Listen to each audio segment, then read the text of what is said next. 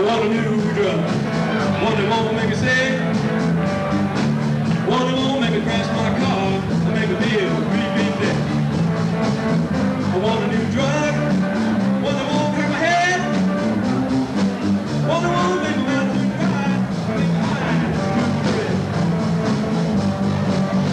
Make me nervous, wondering what to do. Won't it make me feel like I feel when I'm with you? All alone with you.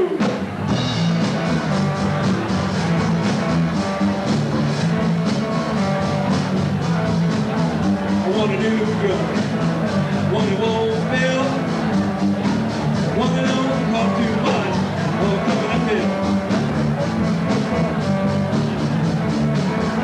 A new drug, one that won't go away, one that won't keep me up all night, one that won't make me sleep all day,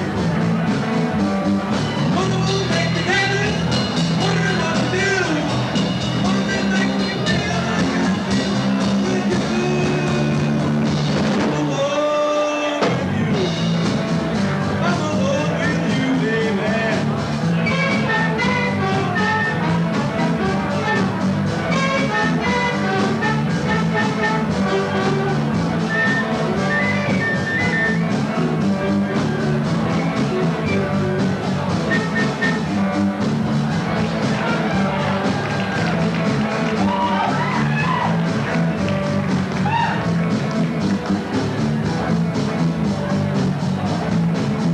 I want a new drug, one that does what it should, one that won't make me feel too bad, one that won't make me feel too good. I want a new drug, one with no doubt, one that won't talk too much, or make me face pretty down. One that won't make me nervous, wondering what to do, one that makes me feel like I belong with you. I'm alone with you. I'm alone with you, baby.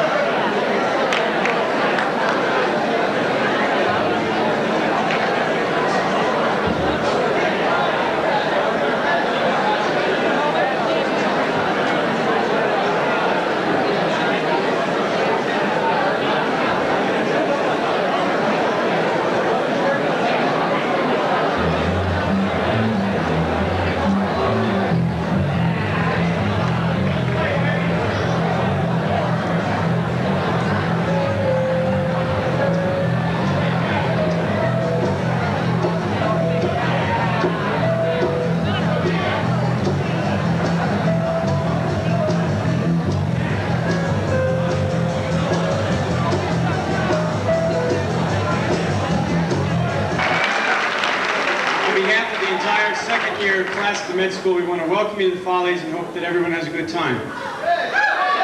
It's we're especially glad to see all of our faculty members here, and at this time I'd like to invite any of you that would like to see what a full auditorium looks like to come on up and see. Oh, that's right, we have a mandatory attendance policy now, don't we? I forgot, I'm sorry. In any event, it's a tradition here at Georgetown to dedicate the show. And the second year class this year would like to dedicate the show to our outgoing dean, Dr. John B. Henry. Hope you all enjoy the show. Take care.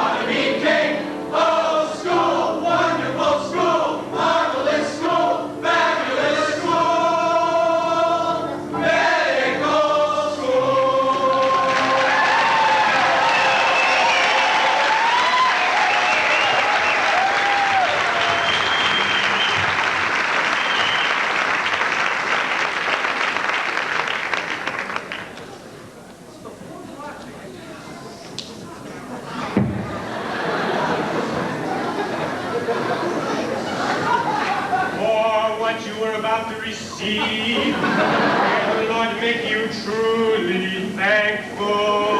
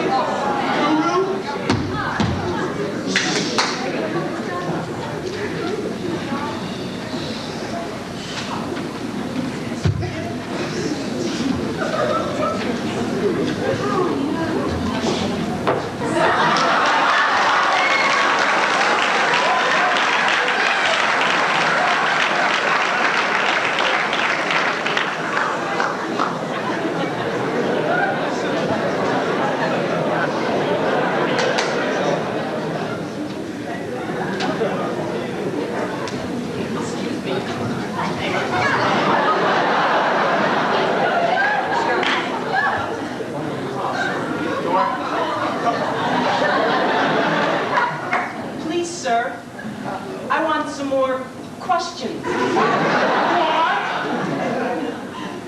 Please, sir, I want some more questions. Catch him! Snatch him! Hold him! Scold him! Wait! Before we bring the boy to task, may I be so curious as to ask his class?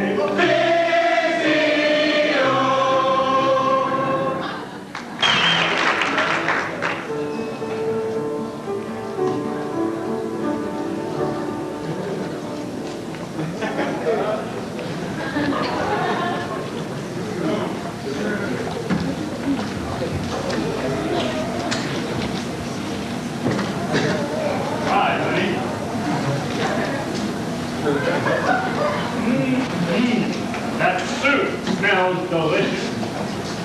It is Campbell's immunology soup, isn't it, dear? Yes, Joe, just like every other night. Don't you ever get sick of this stuff? Of course not, honey. Don't you understand? This is a great learning opportunity for the children. Or almost as great the case presentations I provide. Why, where else will they learn about their IgM, A, D, G, E, Well, they HLA? certainly won't learn it in med school. I think the kids are sick of all this IgA, B, C. IgE. B. They're only children. That's no excuse for their not knowing immunology. Why, this is the type of material they'll use every day for the rest of their lives. My dear old dad had me reading immunology text as soon as I finished Dick, Jane, and Spot. And if it's good enough for me, it's good enough for them. Well, look how great I turned out to be.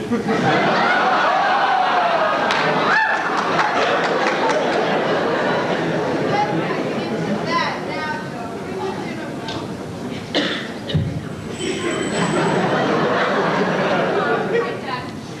Not this consultant game again. Our first consultant, where are you from?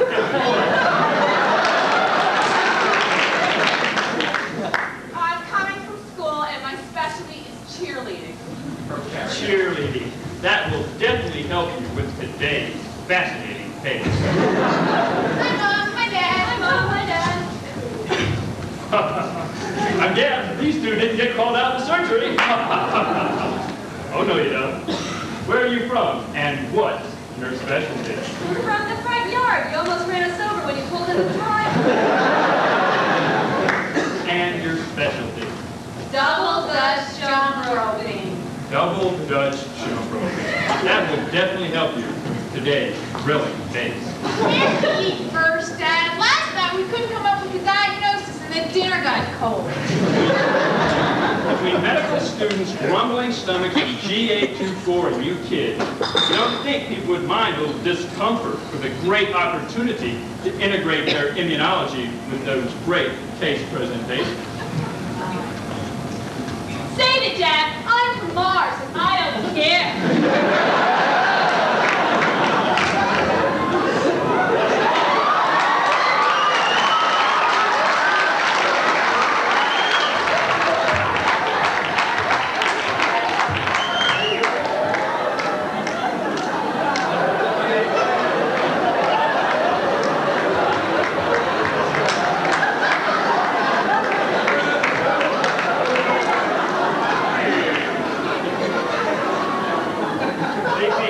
Kids will thank you for these great cases in this great immunology soup. And if you two fellas eat up all that soup, you'll grow up to be big.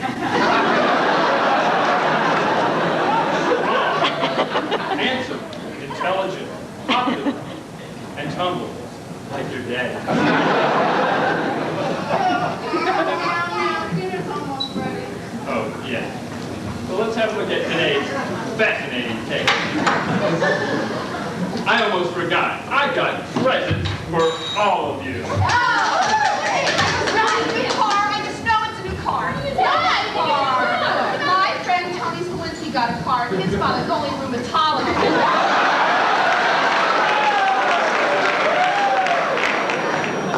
Here we go. Is that great or what? Immunology 3. I just knew you'd love it. It's the latest copy of my book. Dad, how come it says Immunology 3 in real small letters here in the corner, and then in big block letters in the middle, it says by Joseph A. Volanti, M.D., Professor of Pediatrics, Microbiology and Immunology, Director of the International Center for Studies of Immunology, an all-around nice guy.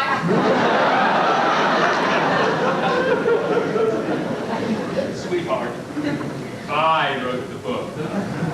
Don't you think I deserve a little credit? After all, I am the foremost immunologist of our day. As a matter of fact, I'm probably the foremost immunologist of this century. Come to think of it, I'm probably the foremost immunologist ever.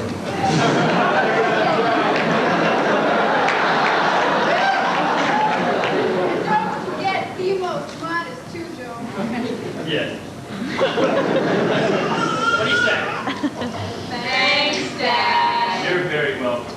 The reading assignment tonight is chapters 1 through 5 on immunopotentiation, immunomodulation, immunosuppression, isoimmunization, and immunoprophylaxis. Now, to today's case, Dawn, will you read today's exciting case for us? I have to. Chief complaint. This 22-year-old male presents with an ulcerating, fungating mass on his penis. Come on, Dad, do I have to go on? Yes, dear, it won't hurt you.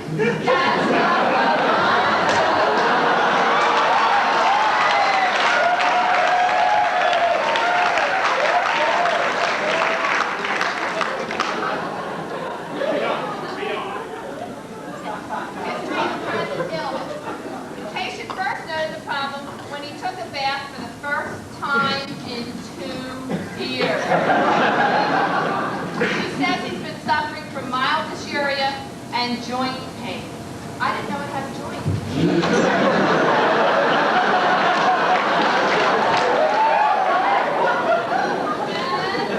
Dysuria? It hurts when you pee.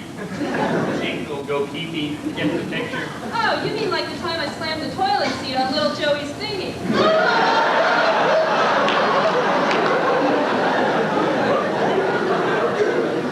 Well, sort of.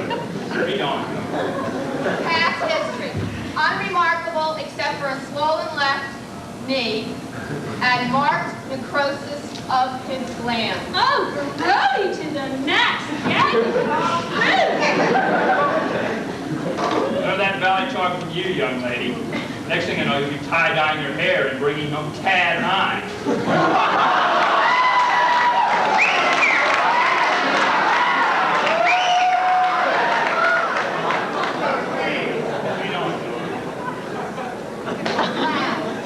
Positive serology for Neisseria gonorrhea and gram-negative diphthococci in PMN on urethral smear.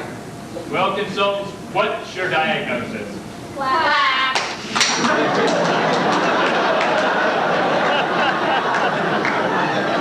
Now, the first one to find all the members of the classical pathway of the complement cascade in the soup gets to stay up late tonight and read my latest article in the Journal of Immunology. Go to it, Jay. All right, well, I've got C3PO. Does he count?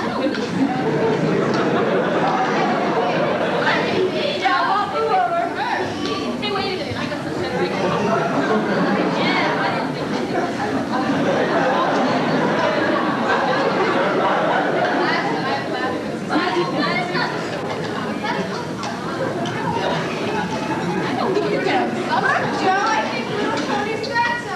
A chip off the old block, just like his dad.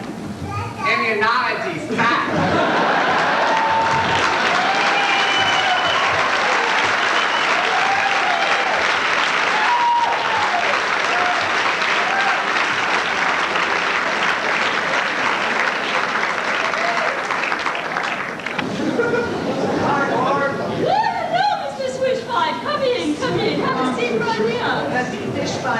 Moore's fish bun? Yes, Mr. Dishwine, sit right down.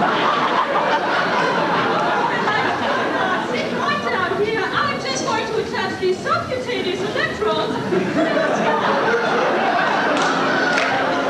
not a whole lot of pain, and it does enable us to accurately assess the truthfulness of your statement. A lie detector, if you will. It merely buzzes if you should stray from the truth. Time up? Yes, yes, yes. Put your hand right in there. Okay. Are we ready, Mr. Fishline? That's fish fine, ma'am. Yes, we're ready. Tell me a little about yourself. I come from a poor but honest family. From a poor family. They will be poor like me in Georgetown.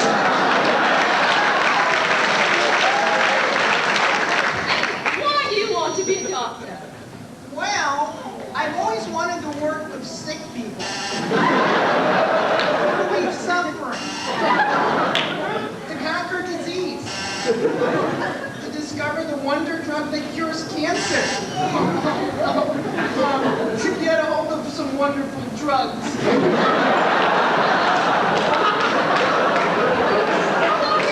How did you first become interested in medicine then?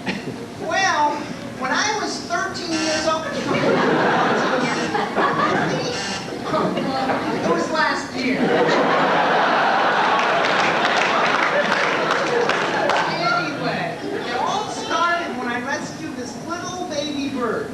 It was the dead of the night, actually noon, but on the coldest day of the year.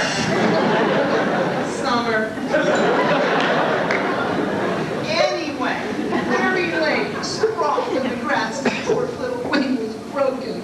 He'd fallen from the nest. Actually, it was a cat. The cat pushed him from the nest. Would you believe lightning struck the nest? Okay, so I threw a rock at the nest.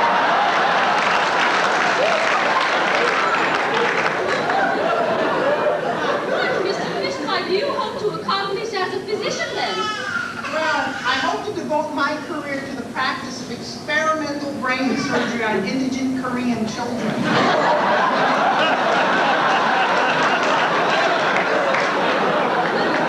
Will you tell me, Mr. Fishwine, what do you consider to be your greatest weakness?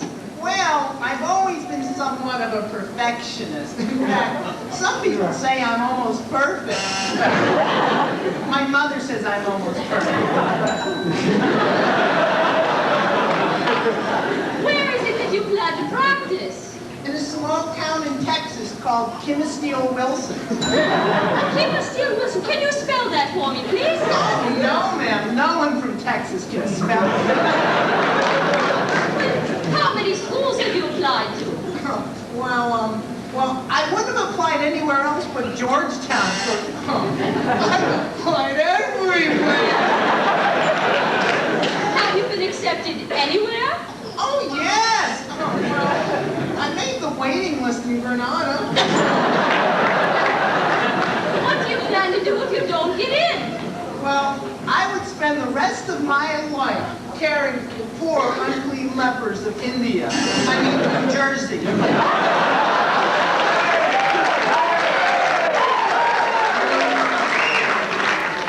Well, actually, if I don't get into Georgetown, I'd be so upset. I would take my life. Your life. Well, what led you to Georgetown? Well, I heard that the basic sciences department at Georgetown is one of the finest in the country, particularly the biochemistry department. I'm so impressed that Georgetown has the Gary Brooker, and Bletcher. Well, I didn't mean to mention that.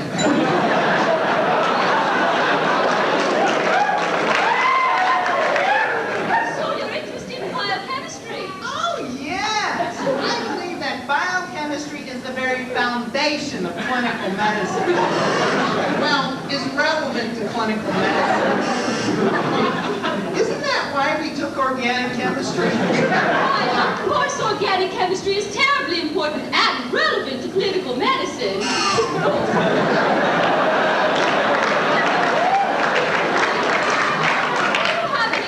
For me, Mr. Fishline.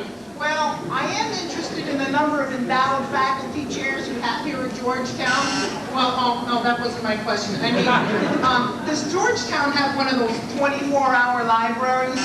What I really want to know is, how many classes can I skip and still make it through medicine?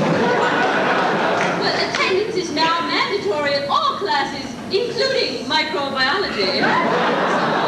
Are you interested in research? Oh, yes! I'm really interested in the research opportunities for medical students, particularly in the field of pharmacology. Pharmacology? Do you have a specific project in mind? Oh, yes! I would like to work on an extension of my senior thesis project, which concerned ketamine pharmacokinetics. Well, actually, I tested the effects of ketamine on nude mice. Well, they were white mice. I mean, actually, they were Chinese hamster ovaries. Well, I took it myself. Do you have any other questions, Mr. Fishline? No. Will I get in? Well, our committee will certainly give careful consideration to your application. We'll give some consideration to your application. Oh, we'll treat your application like all the others. Every Monday we get really bombed and someone throws the applications in the air and the ones the cleaning lady doesn't find get in.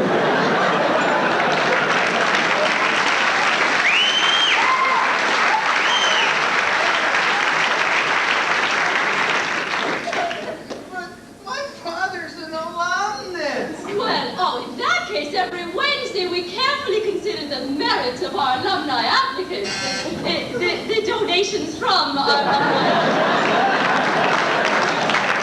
Well, Mr. Fishwine, you seem to have all the qualifications of an applicant we need here at Georgetown. They need over at GW.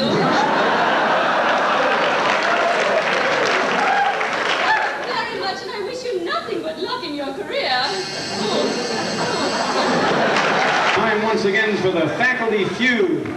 Here's the star of our game, Dr. Othmar Gabriel.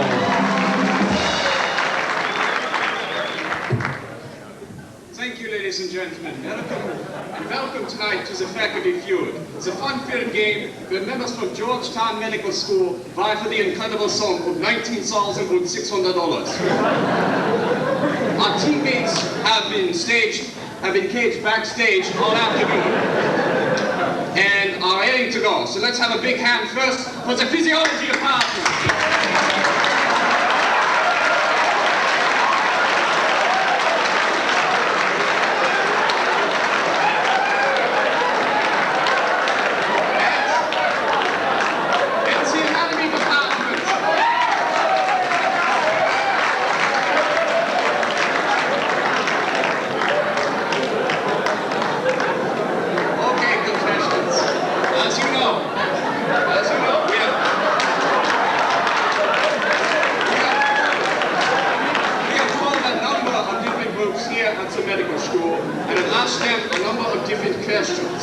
And your job is to match your business theirs. And the team that answers the most questions correctly will win the big money, the $19,600. So, what I'd like to first have you do is Estelle, please introduce the members of the physiology department. Sure thing, Otmar. Down at the end of the table, we have Dr. Paul Hamish. Came to us from Israel decades ago, and still doesn't know how to speak English. Next to Dr. Paul Hamish, we have Mort Lorber. The team has prepared a statement for Dr. Lorber to read.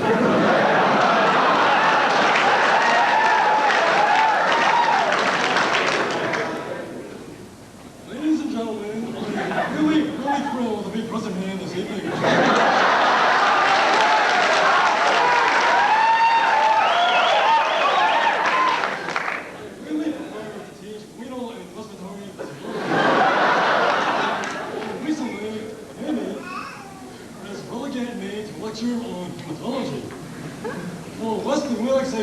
Mrs. Lorber and I weighs a silly little miniature dwarf rabbits.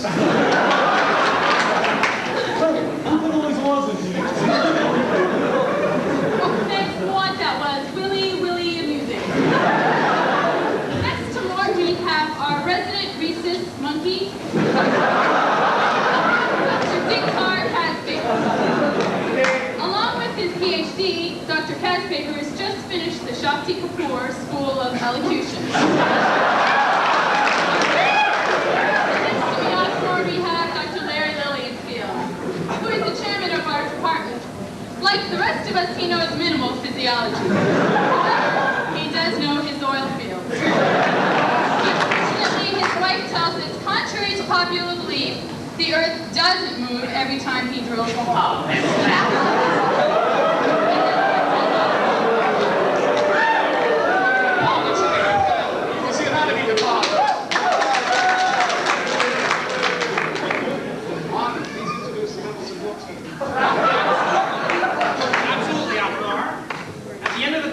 We have our departmental hemophrenic, schizophrenic, Dr. Wes Norman. You know, Otmar, I believe he's been laughing ever since I got here. Say a few words to the crowd.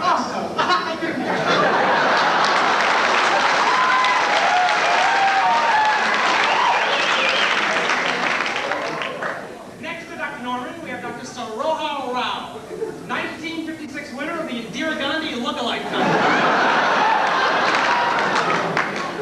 Dr. Rao up at a red dot sale at Heckers.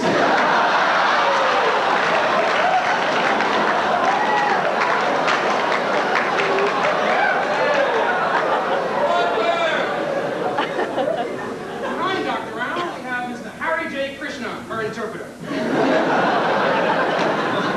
you for the crowd, Harry. Thank you very much.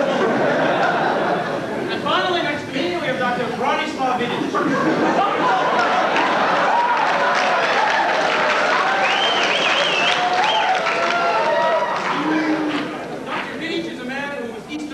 Protrudes noticeably from his pants.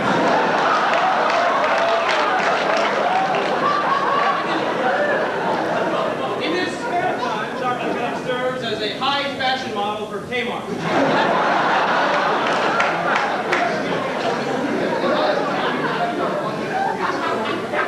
I don't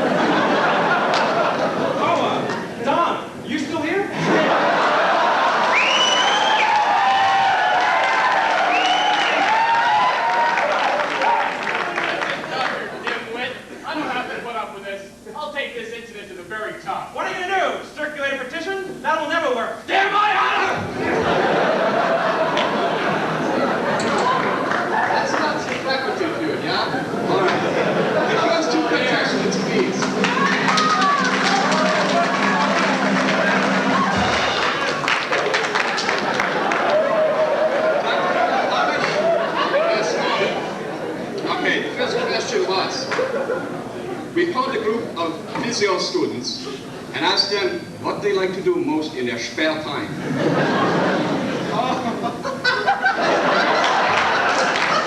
Please.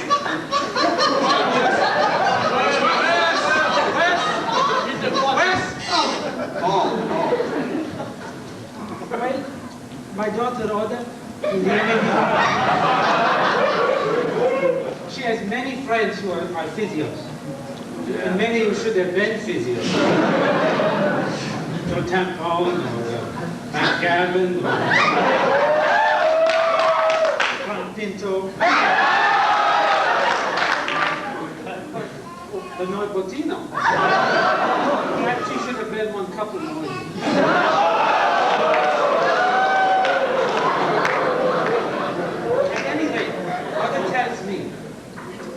Physios have a most favorite pastime. They like to masquerade as medical students at the Trinity beer bash. I understand, however, that they have a little trouble at Trinity, but can pick up almost anything at Mount Vernon. So, Dr. Hamish, what is your answer? My answer, masquerade as medicals. Masquerading as medical students. Yes, you still have an opportunity to answer the question. Gosh, you know what?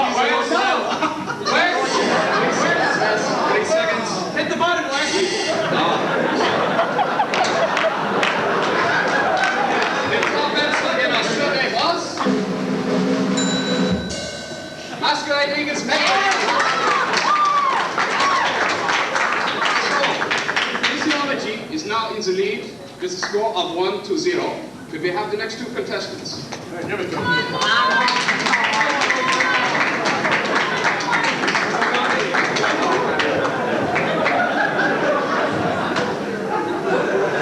Dr. Rao and Dr. Law. The question was asked to a group of dental students, and we asked them what sole possession they would like to have most with them on a deserted island. Achana namaste, Hare Krishna, Ramayana, Hare Krishna, Hare Krishna. She said blow dryer.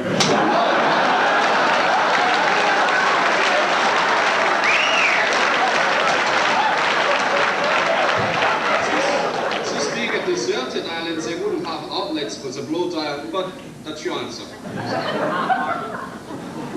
Mortimer, what is your answer? Well, perhaps they enjoy a little bowling.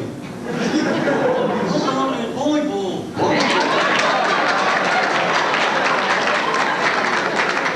Survey set.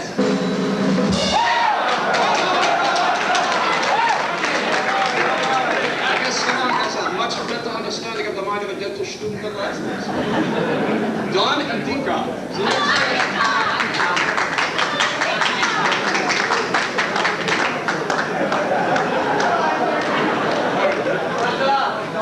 Gentlemen.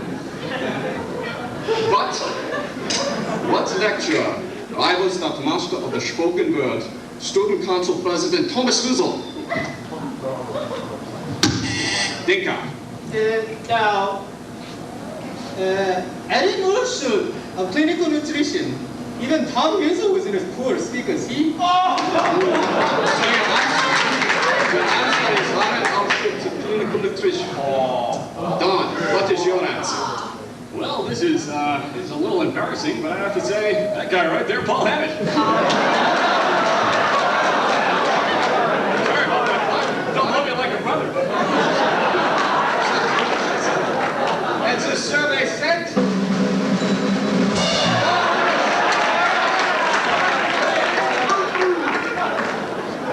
Anatomy has now moved into the lead with a score of 2-1. It could win the game.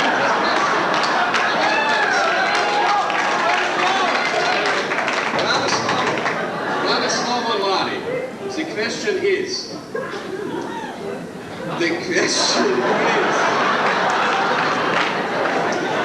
senility reigns supreme in what basic science department? This is easy. Peter Stell and John Rhodes. I have to say my own department, physiology.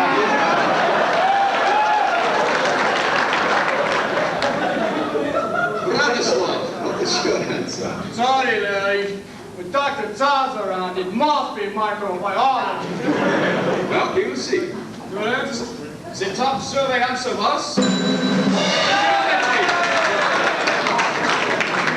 score is now tied. This question...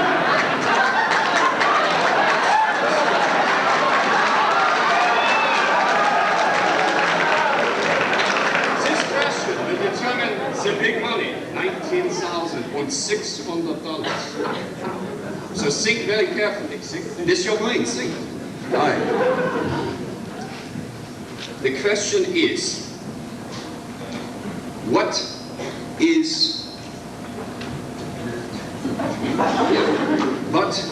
movie character most closely resembles PM&R's Karen Sheldon? I guess Shelley Winters. What is your answer? Othmar? The answer is really quite simple. Jabba the Hutt.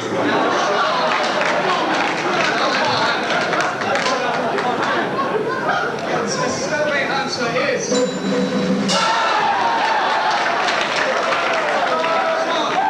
Anatomy has once again, but we have very nice consolation prizes for both of the department chairmen. For Estelle Amy, we have the Carol McGregor lift and enhance bra. Even a Connie McInerney look like a full figure.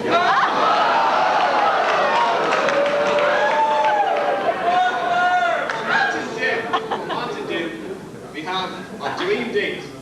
This is the Mackie Room's own Dragon Lady.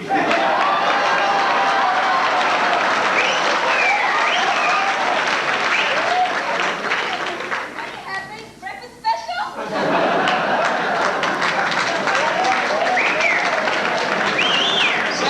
Thank you, ladies and gentlemen. And tune in next year when we have a real battle of wits when the Amazons take on the Darnell cafeteria staff. So until then, auf Wiedersehen.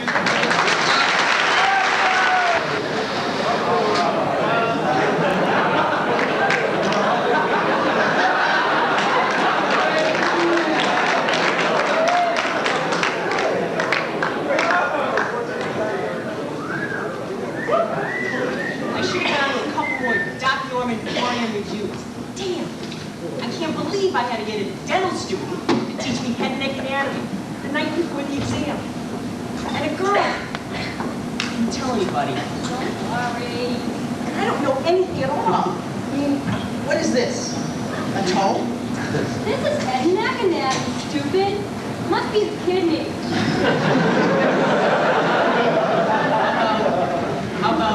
How about these? That's me, you clod. I'm no dabber. So I've heard. Hey, why do they call you driller? I don't know. They call a lot of us female dental students drillers. I guess it's because of our profession. Your profession? Yeah, that's what we do. We drill. 4 years at Georgetown paid thousands of dollars to learn the precise ins and outs of drilling, so that when we graduate, we can open up our own business and drill all day long. And you can pay.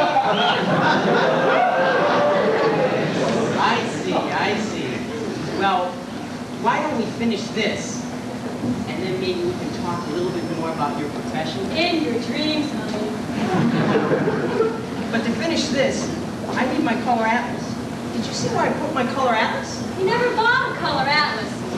Lucky for you, mine's in my locker. I'll get it. Hey, don't forget the combination. But if you do, I'll be here waiting.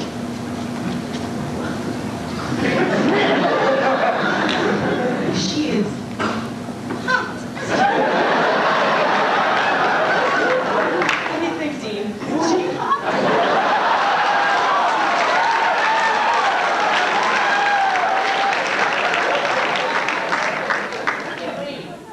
Wait.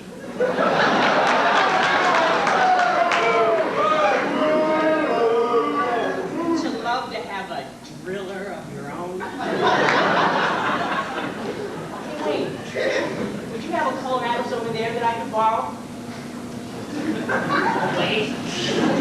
color atlas over there I could borrow? I guess you don't have a color atlas I could borrow. Hey, Wayne, would you mind if I put on some music? Yo, Wayne. Would you mind if I put on some music? I guess you wouldn't mind if I put on some music.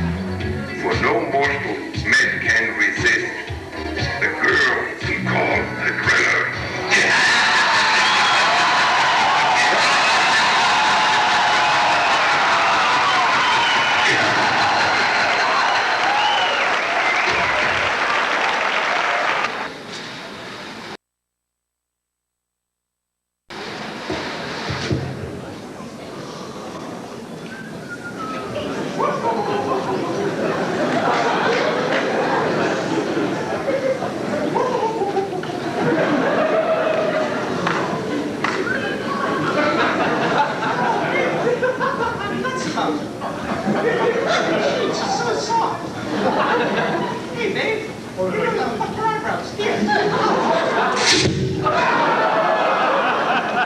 Ooh, you chowderhead.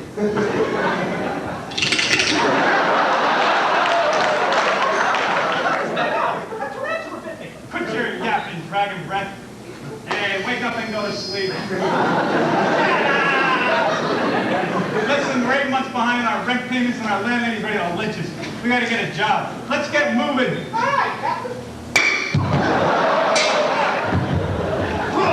Pulverize it. Take it easy, Mom. I'll tell you, tonsils out.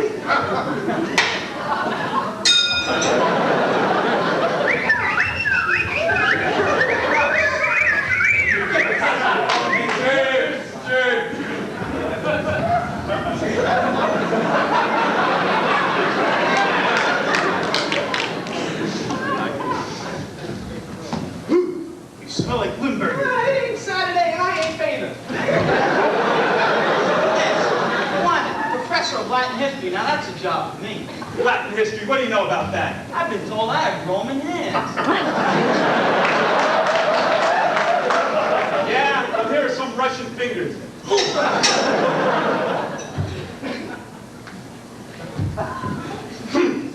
See this?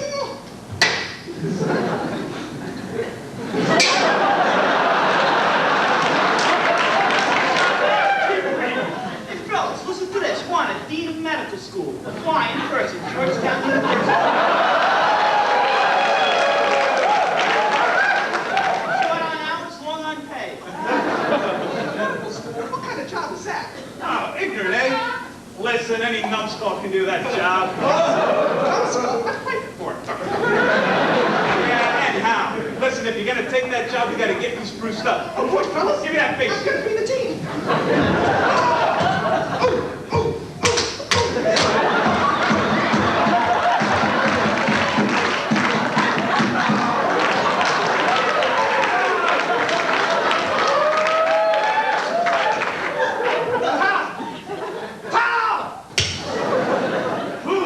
Hey, fix your tie.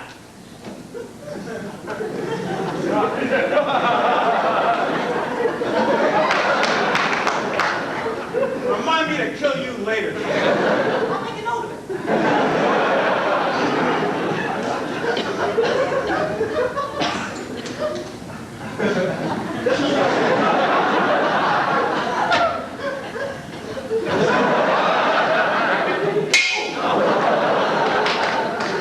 I resent that. What are you gonna do about it? You know her, chowderhead.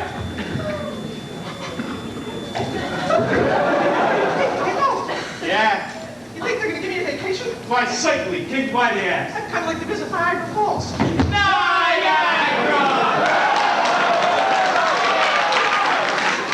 what that chisel stole our inheritance. Slow. Now take it easy, fellas. You can't do this to me. Set. Why not?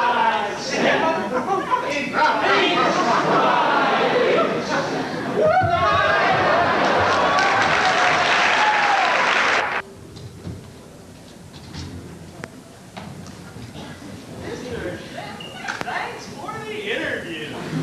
Henry, it was my pleasure.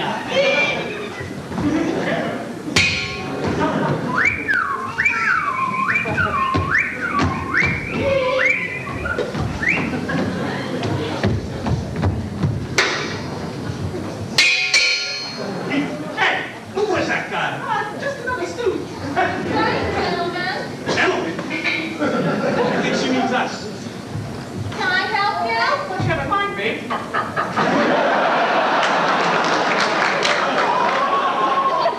Be on your best behavior, you hyena, or I'll brain you. Huh? Listen, we're here to apply for the position of dean.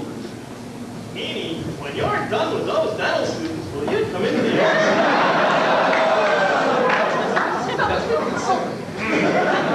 Dean Henry, Yes? these gentlemen are here to apply for the position of dean. Send them right in.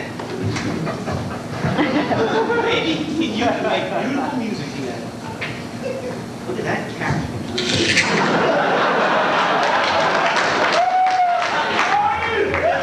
Casanova.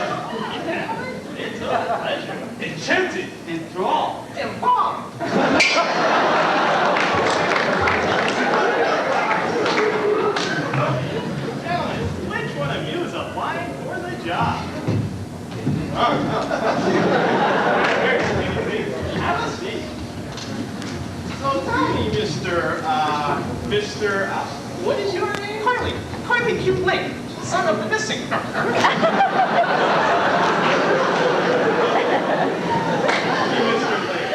you ever had any experience as an executive administrator? Why, certainly. I was president of my class in reform school. Mr. Link, I'm looking for a man who can generate new ideas. That's easy. I got brains and anything you can use me. Listen to this. Med school, we make all bodies new. We'll cure a million cases.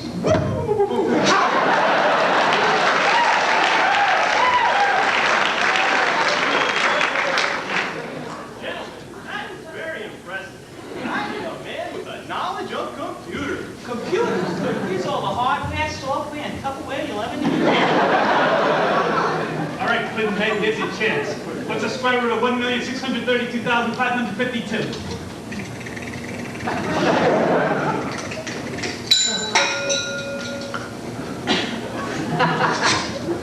6,322.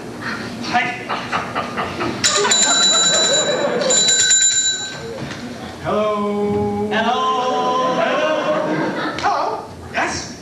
Yes, yes. Yes, yes, yes. What was it? Oh, some bimbo named Stella's gonna two-step with your office any second.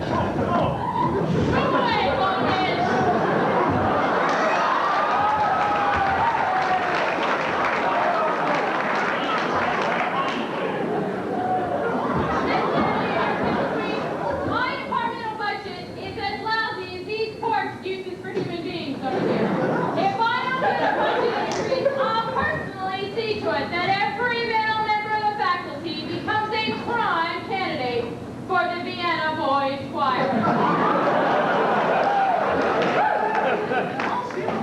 You better or I'll have your job.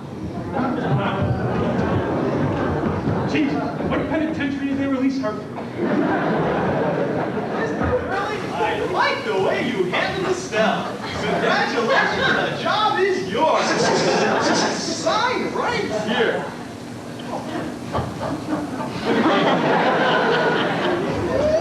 Oh, stubborn, eh? Work before.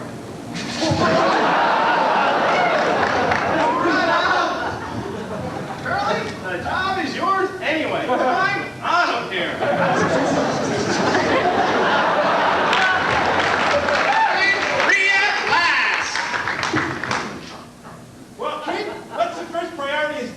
Tuition, tenure? Nah, vacation. I'm planning my trip to Niagara Falls.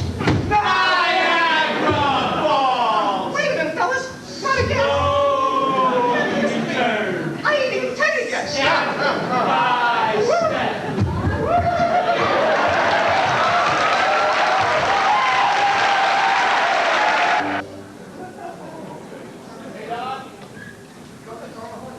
You know me? I used to teach you histology. And you may not remember me either. I used to teach you gross anatomy. But we're not on Georgetown's faculty anymore. Why? Because Dr. Dim didn't like us. We're not complaining, though. That's because we carried the American Express card. It gives us the respect that we deserve, but never got at Georgetown. Hence great signal sparks. And in train stations. But you know, Don, we wouldn't need this card if we could carry the card we really wanted to carry. That's right. The Georgetown tenure card. We'll have to leave Georgetown without it.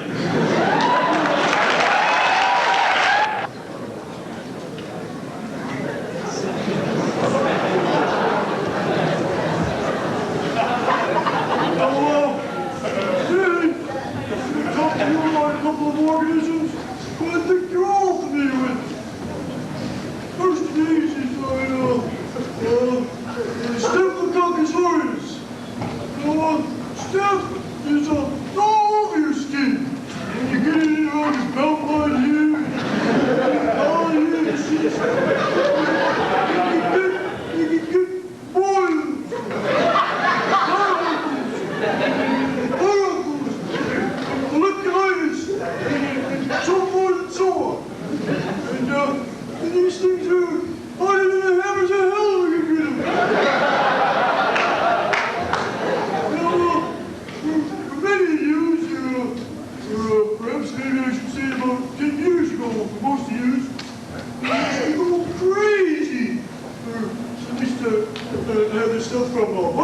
infection?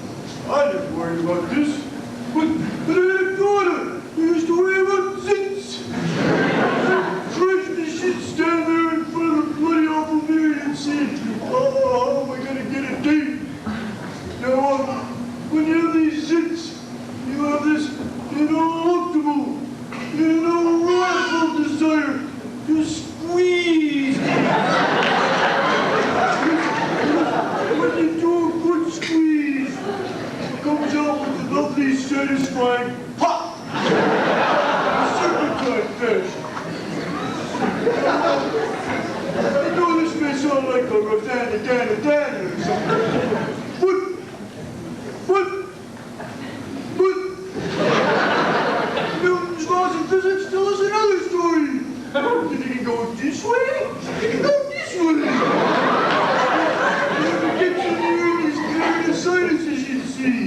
It can go septicemic. It isn't septicemic, it's metastatic. So what I'm trying to tell you is, these out there who are still fooling around squeezing zits, leave these things alone. I'm not hurting anybody. I'm just trying to eke out a living like the rest of us. Go away. So, next little program I want to talk about is Spirities. Fiddlers. So, I never had any experience with this kind of thing, but maybe somebody else has had any experience.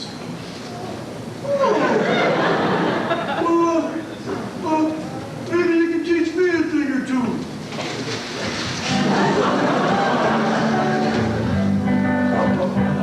Use two gloves if you'll be touching me today.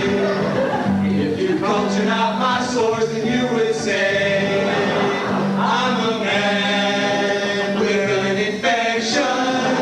I'm a man who caught the dose. Too late I learned I'm a conviction. Don't get too close. It's really gross. Come from easy the steady flow. It's really gross. Loving with these in my culture, clear and clean. Whether they can breathe, it's quite a scene. Didn't change my wicked ways till yesterday, when some nasty spiral keys crawling to stay. With my love, now comes infection. With my love, chancre sore. I could spread these bugs forever. When I'm around, don't drop your drawer.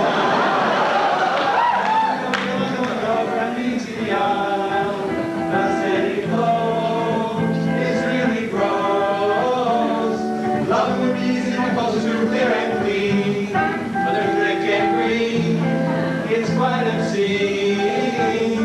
Every day, more days till I go. Now I'm dripping in the Tyro. Now I long for sterile semen, but I know I'm only dreaming.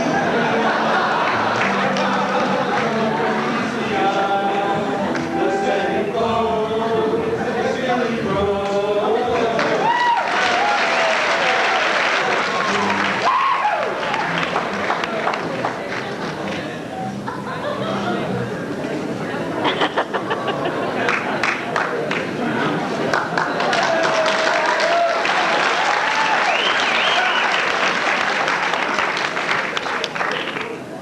I'd like to take a few minutes here to talk to you about a bold new breakthrough in medical education.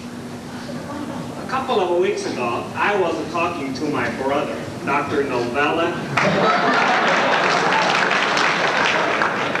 He's a bigger shrink at Georgetown University School of Medicine. You see, I had developed an acute case of claustrophobia, which made it real hard to hear confessions. It was then that I received a vision. God was calling me to open a medical school. The Father Guido Sarducci, Home Study School of Medicine. Now, a lot of you are wondering why I, Father Guido, cannot be a full-fledged dean of a medical school and not just an associate dean like some Irish priest.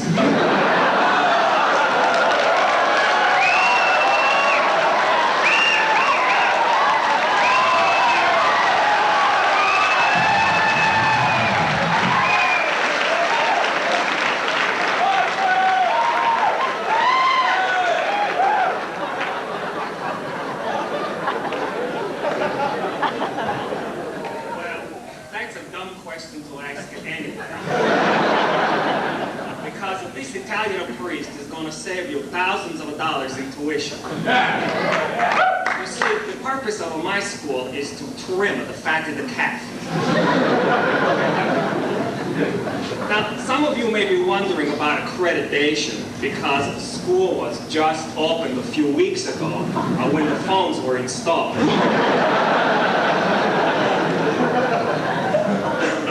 Don't worry about the AMA. My school has the papal seal of approval.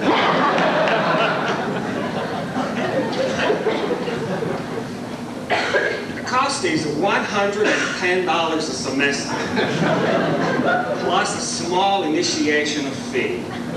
This fee covers the cost of administration, the registrar's office, the office of financial aid, and the dean's office. But most of the $1.25 of this initiation fee goes to cover the cost of this tape, the Father Guido Sarducci Dean's Meeting tape.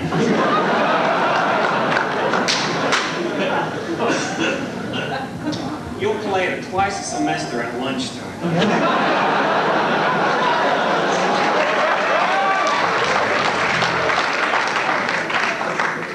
Do research, see an autopsy, take the boards. Do research, see an autopsy, take the boards. Do research, see an autopsy, take the boards.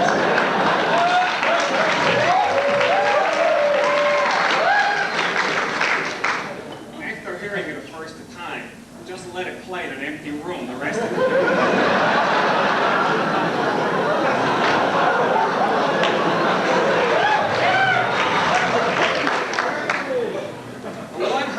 $10 is for these note sets, which cover the basic science lectures. It saves you a lot of time that is usually spent going to class at other schools, like Georgetown.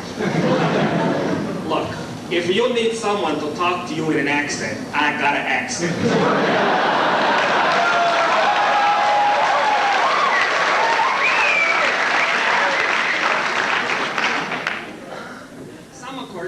I have condensed to a few important phrases, basically because no one would read the note sets anyway. Take, for instance, community medicine. If the patient can't pay, it's Medicare. Human sexuality is also a very easy class because this is a Catholic institution.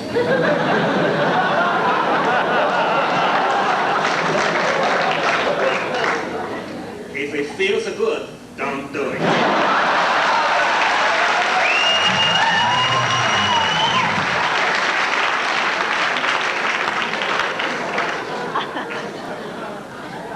At a university like Georgetown, one has the opportunity to interact on an intellectual level with the students from the nursing and the dental schools.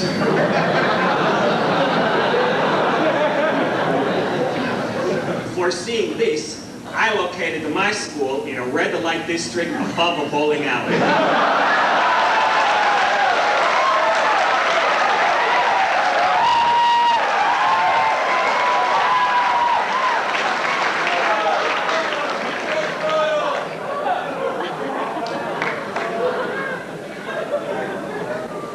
On a judgment day, when God grades all his children, the choice is either the poppy paradise or the eternal barbecue.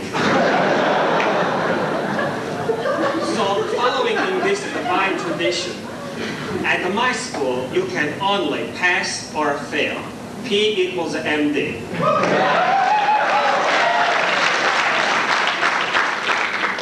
My admission policy is different from Georgetown's.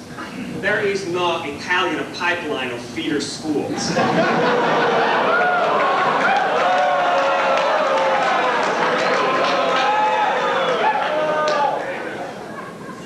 With the names like Scrantoni or Fairfield and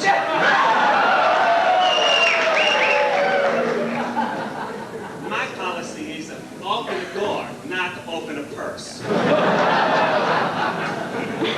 So, to apply, send your name, parish, and the date of a confirmation.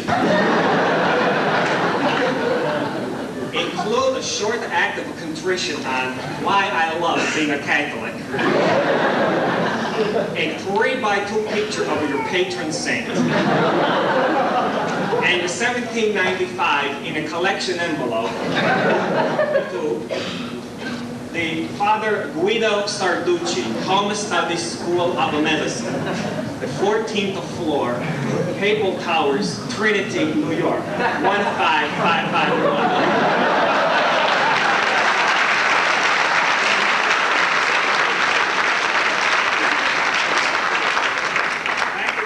Cards and indulgences are accepted.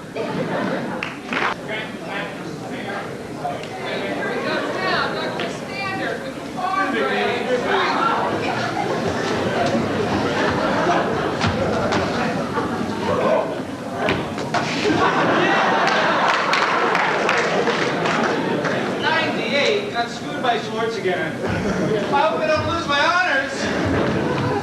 Thank God, P equals MD. Another close one. No respect. I studied the night before and I still failed. I gotta look. Oh my God, there's no way I'll get 36 points back in the exam, right?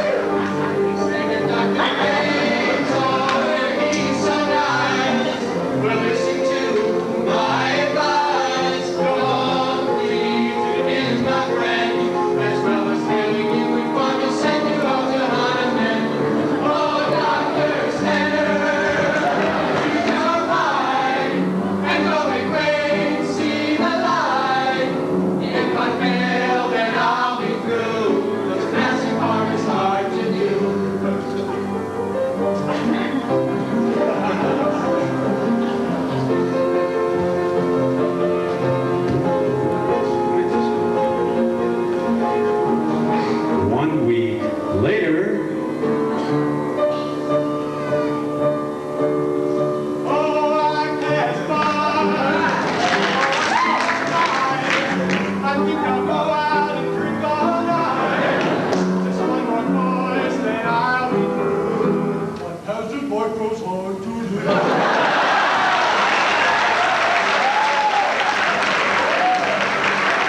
Time for Med Search. Here's the star of your show, Mr. Ed McMahon.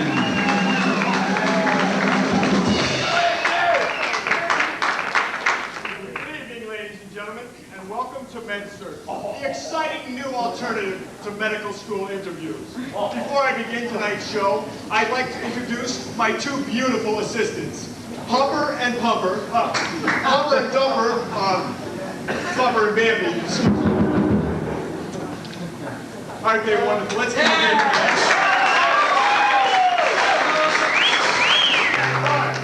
Here at Georgetown, we screened over 2,000 applications and narrowed the prospects down to 2 candidates. Tonight, we have with us those 2 candidates competing for the last slot in the class of M88. And now, without further ado, let's introduce tonight's contestants. Our first contestant comes to us from exit 140 off the Garden State Park. Let's do a warm MedSearch welcome to Frankie Bonar.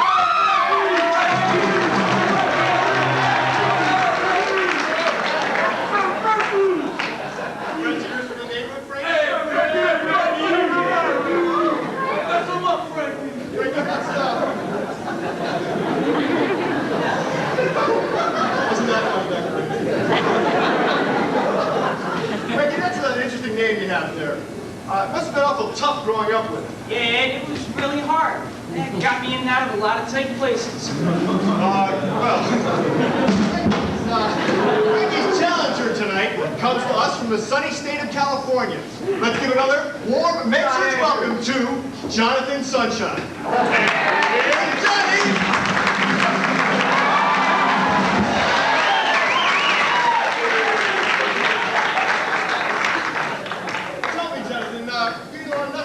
Out there, don't you? Oh yeah, and I love nuts and raisins, but most of all, I love the sun. And I bet you if you're not careful, that sun will turn your nuts into raisins.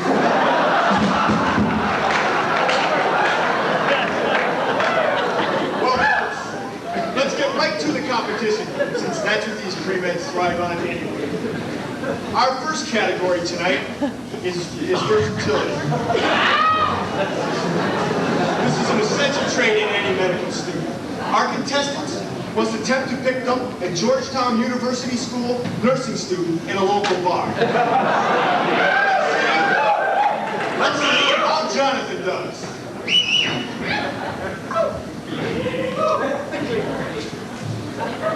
Piece of cake.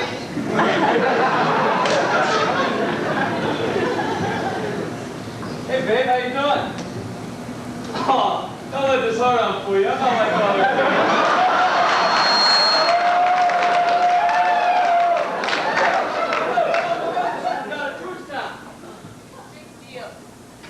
Yeah, I'm gonna be the first guy to college to make house calls. Oh, I see my reputation precedes me. I'm gonna keep like speckle in an ice bucket.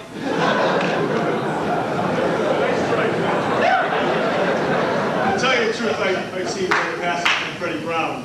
But,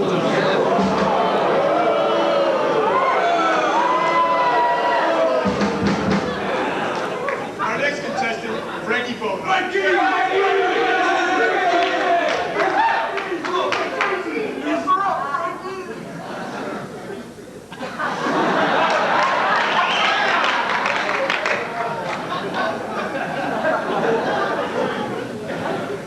Excuse me, is this seat taken? Not that I know of. Wow, it feels good to get off my feet. You spent 8 hours in surgery. Yeah, but think of all the lives you saved. Not today.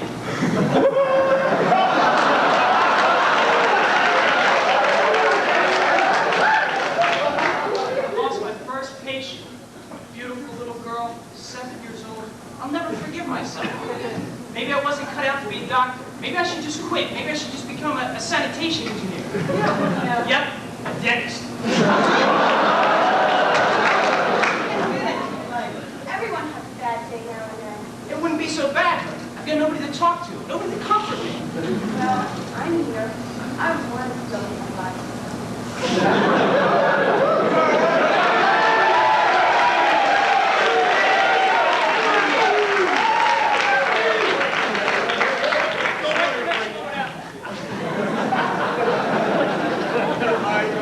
I think we might all agree that Frankie may have pulled ahead on that one.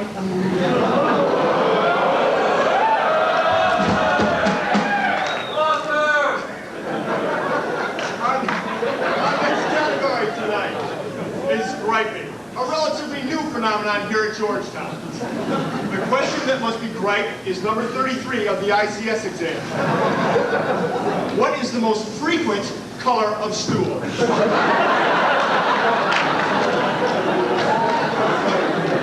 The answer key said brown, but the class as a whole felt caramel was a much better choice. Let's see how Jonathan does.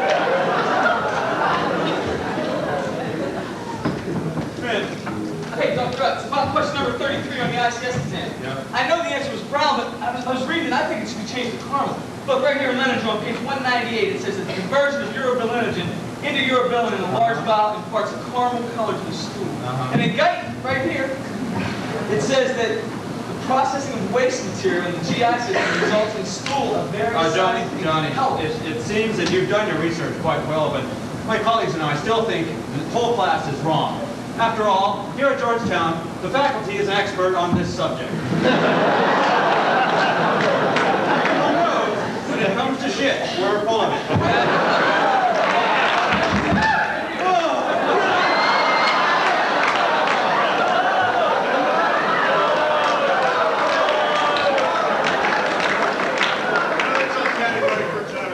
Let's see how Frankie Hohenhart does. Hey, don't you remember? No, not this. Number 33, and change it. No way! You're going to do that with someone else. I said change it. I see your point. I'm not convinced we could cut out a little specimen and see what color it is. Well, in that case, number 33, sure, you got it. How about number 46? How about honor? Can I do anything else for you? Yeah, rotate my tire.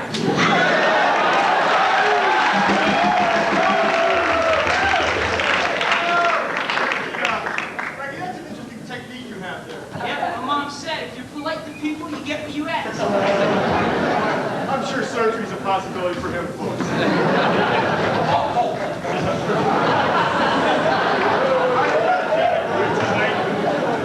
Our first category tonight is military maneuvers. In this category, our contestants will successfully devise the strategy and logistics to exterminate the dental students from the Caduceus Lounge.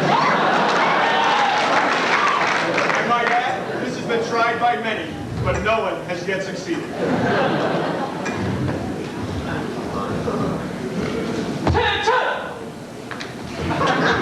Yo, I said attention! I'll fix the mustard! I'll fix this fruit!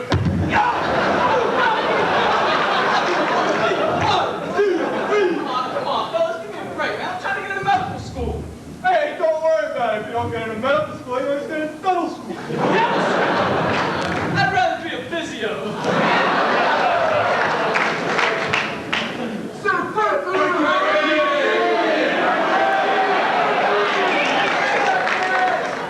Hey, FAC starts in 5 minutes. All the beer and dogs you get.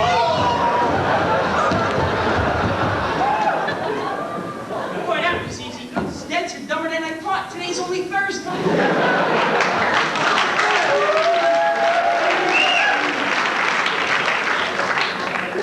Our final category tonight is common sense. This is the key to tonight's competition. And as in medical school, it is grossly overweighed in determining the ultimate fate of our contestants. Let's see how, just a second here. Describe the scene. The scene is an emergency room setting. Our surgeons have declared a cold blue, and the contestants must attempt to resuscitate the patient. There is a catch, however. The defibrillator is not plugged in.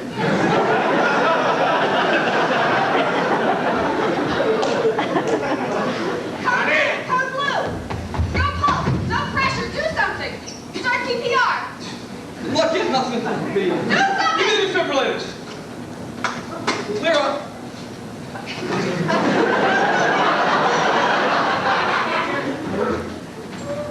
Sergeant, do something. Get back! There's a pulse. There's pressure. You saved them. You saved them. I hope you don't hold this against me. Save me? Nobody saved me. I saved myself.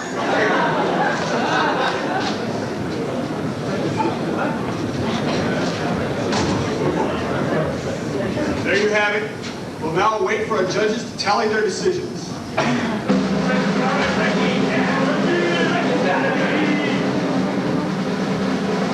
What whiskers do you have there, M86?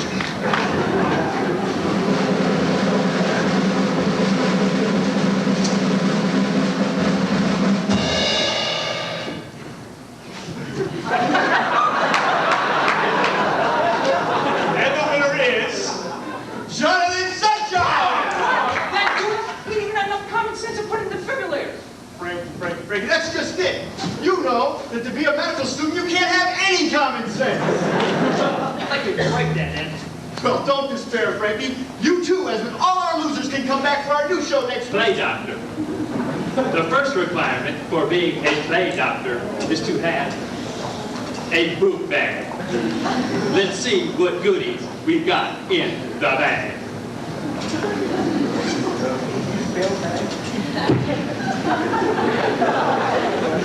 The box schedule, it tells me each class that I miss every day. Another Dr. Dillis handout.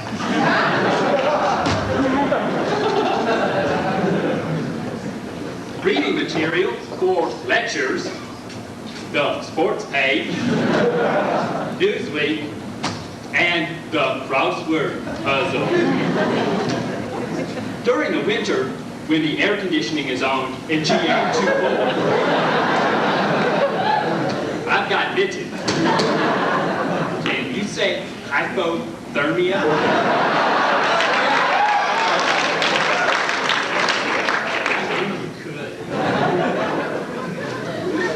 Do a crossword puzzle with mittens on? No one told me med school would be easy. A new book. I won't read it, but it'll look impressive on my bookshelf. All the other books that I haven't read. Notebook paper, I don't know what that could be for. To understand my professors, I've got foreign language dictionary.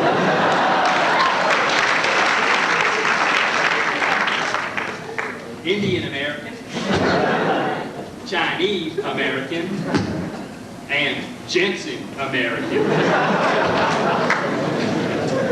Speaking of professors, let's see if we can go find some. These are cute little coats, aren't they? Look, here's Doctors Lillienfield and Borber. Let's talk to them, shall we? What you doing? It's the dog lab, you know, cardiovascular physiology. That doesn't look like a dog to me. Actually, it's not. It's a physio. Same thing, though, except we have to pay for the dog.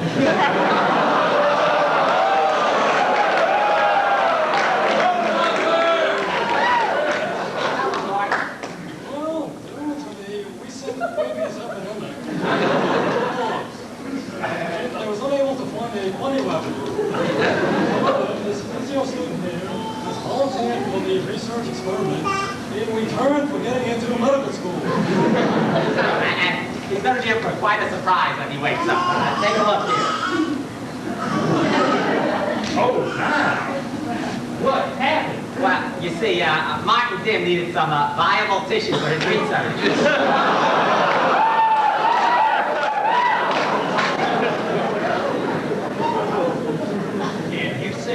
You did.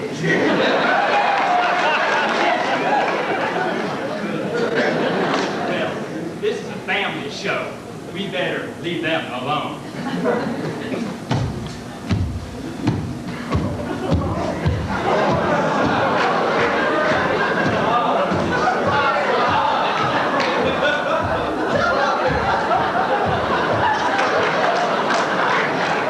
I forgot. Tuition is due today.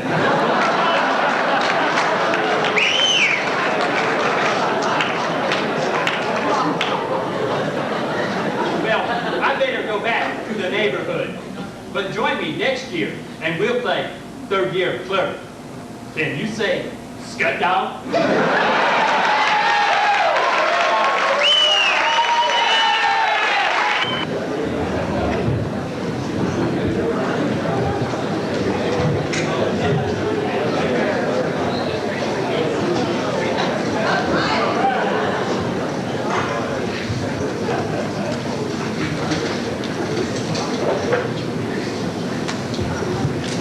It took this medical student 45 minutes to highlight a note set the conventional way. Not so with the Plancher Power Highlighter. It took this medical student only 25 seconds to highlight the same note set.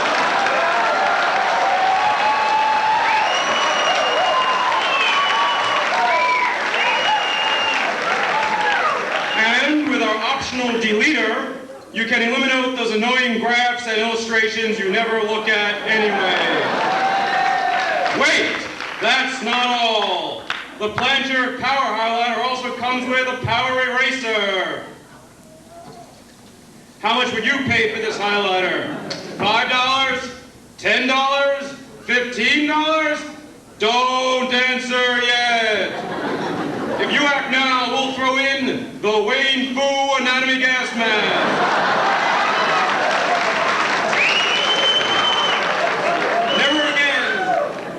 Never again will you gag on formaldehyde or barf after catching a schnoz full of bone dust. Why, the anatomy gas mask even protects you from flying debris caused by Dr. Norman Swift's scalpel. So, for the Plancher Power Highlighter with Power Deleter and Power Eraser and Wayne Fu Anatomy Gas Mask, send $19,600 to Georgetown University School of Medicine, Washington, D.C. 20007. Thank you very much. Good morning. My name is Dr. Virginia Salika. Today we begin our lectures in dermatology. As you all know, dermatology is by far the most important field there is in medicine. Young medical students like yourself do need proper guidance as we begin our journey into the fields of macules and papules. Excuse me, Dr. Salika. Yes. Every time we start a new subject, the first lecturer always tells us that this is the most important thing in medicine. Come on, what's the story? Well, I'll tell you. First slide, please, George. In this life, one thing counts on the face, large amounts. I'm afraid these don't grow on trees. You've got to pick a pimple or two. You've got to pick a pimple or two. Meds, you've got to pick a pimple or two. Large amounts don't grow on trees. You've got to pick a pimple or two. Very good. Well, some say that geriatrics is the field to go into. But no.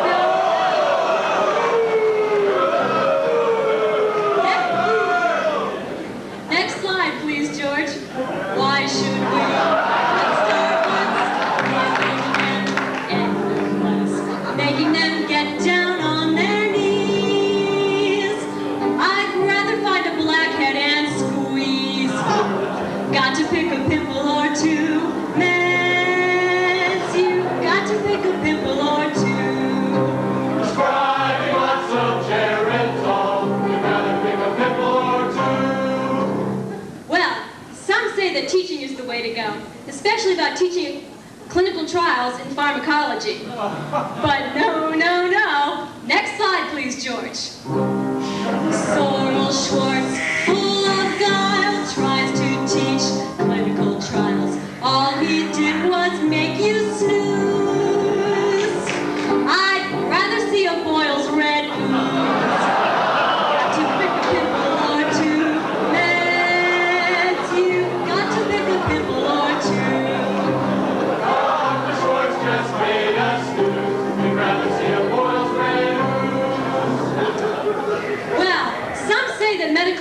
demonstration is, as they say, a piece of cake. But no, no, no. Next slide, please, George. Winding up like the dean, playing the role of Mr. Clean, tries to sell computers to us. I'd rather see a lot of green pus. Got to pick a pimple or two. Meds, you got to pick a pimple or two. George will not do. We'd rather pick a pimple or two. We'd rather pick a pimple or two.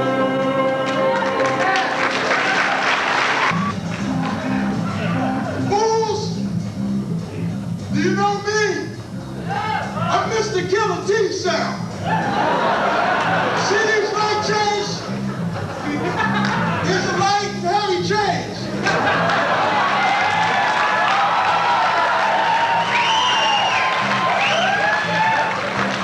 I'm a member of the I-Team. Do you know what that is, fools? That's immuno-team. We hot people. I'm supposed to be in the skit. Friday's died. They ignored me. This is the end of Act 1. Act 2 starts in 15 minutes. A pity the fool that is back here in 15 minutes. Act 2 begins in 15 minutes. A pity the sucker that ain't here. A pity. A pity.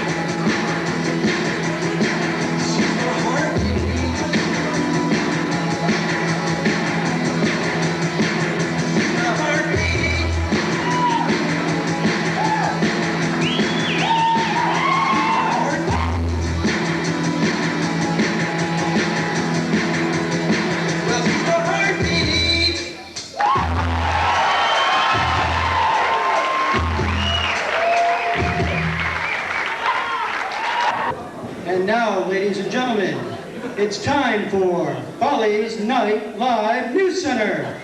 Here are your news anchors, Aldo Sterone and Harvey Singleheader. Good evening, Aldo. Well, it's been a busy day. Let's get right to our top story, shall we? Certainly. Dr. John Bernard Henry, Dean of the Georgetown University School of Medicine, shocked the medical establishment today when he announced that he was resigning his post and returning to the clinical lab. We'll have more on this late-breaking story with Ted Calculate later in the program. No reaction to the news was mixed, as news of the change spread quickly. Even as we speak, there is a solemn vigil going on at the medical school as students anxiously await the decision of the conclave of deans, who at this moment are locked in the Mid-End Chapel trying to choose Dean Henry's successor. The students are huddled quietly looking up the med school tower for that gust of white smoke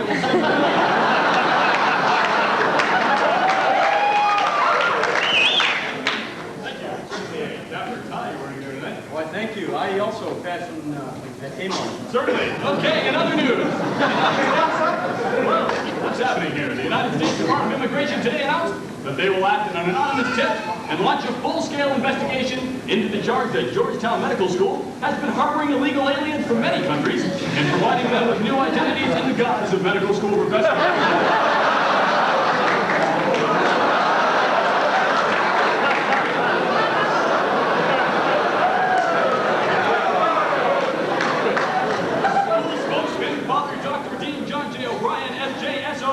Esquire. Whoever he is, he denied the charge, but he did announce that all the vending machines in the Crucius Lounge have been fully stocked with Snickers bars.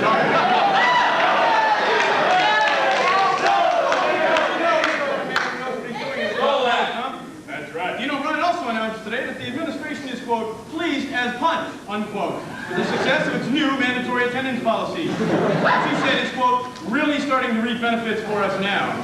As you can see here at one of Dr. Paul Hamash's pulmonary physiology lectures.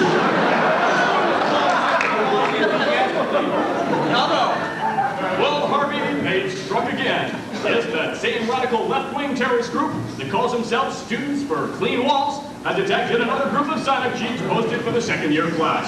This is just the most recent in a series of clandestine attacks on the sign-up sheets. Here, in an exclusive Follies Night Live photo, is a glimpse of the criminal act as it was perpetrated. Composites of the terrorists have been passed around the school, but in the meantime, Dr. John Oots, alias Mr. Jips, who is heading the investigation, he has implemented a new airtight security system to protect these innocent sheep.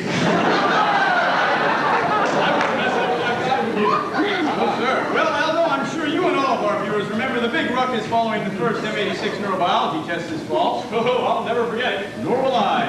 In which the students protested about the overcrowded, hot, and smelly conditions to which they are subjected in classroom C-105. Well, today, Dean John Beery's office announced that a compromise had been reached between the two warring factions. A new location has been found for future tests, which Dean Beery says is much roomier and more amenable to the students' comfort. Dr. Popper of the Neuro Department was not entirely pleased with compromise. He has demanded that close proctoring of the exams be part of the agreement because he's still worried about the temptation for cheaters. Aldo. Well, as you know, friends, it's 1984. I think it's still 1984. You know what that means? It's time once again for that 1,000-year-old tradition that started in ancient Greece. That's right, the Dental Olympic Games.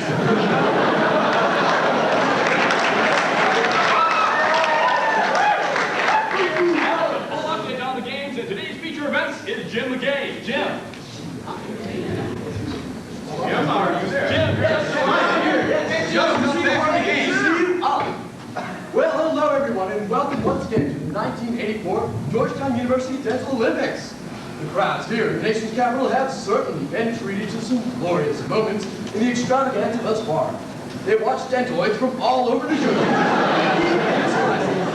I'd like to bring you up to date on to all of today's events. They began with the always exciting tug of floss competition.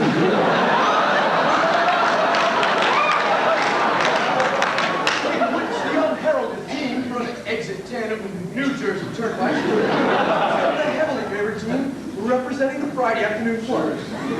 Later, all eyes were on the track stadium for the thrilling test of speed, agility, and precision timing, the 440 toothbrush relay. Soon after, the crowd was cheering to a contest that matched some of the world's fastest dentoids in the exciting 100.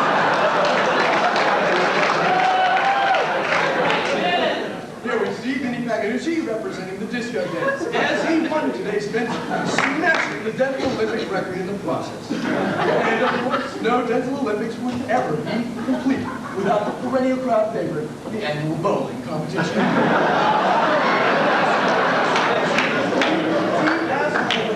Was the team representing the Dental Olympics. It was the They attributed their win today to oral hygiene and a balanced diet of bagels, bagels, bagels. In the final event of today's exciting Dental Olympics, we saw the introduction of a new event, replacing the now defunct denture molding competition. Seen here is today's winner in the annual Spitball competition. 19,600 centimeters. Well, that's the update on today's standings. And as you can see on the board, the surprise leader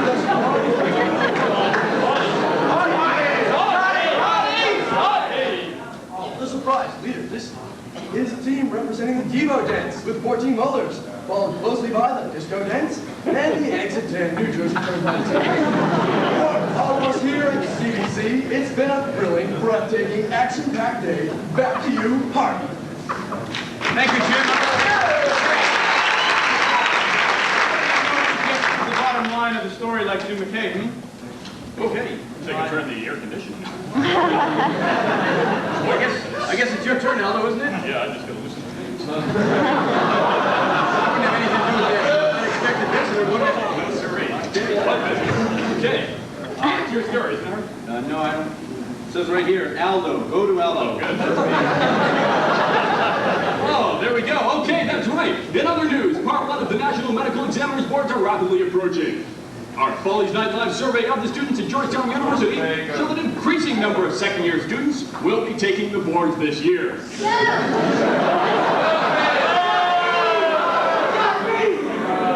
Thank you very much. Some of the students we talked to are rather concerned and are taking them rather seriously.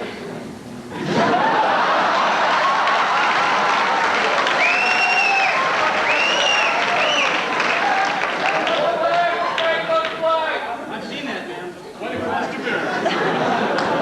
Other students are taking a more casual and less serious approach to their boards, though.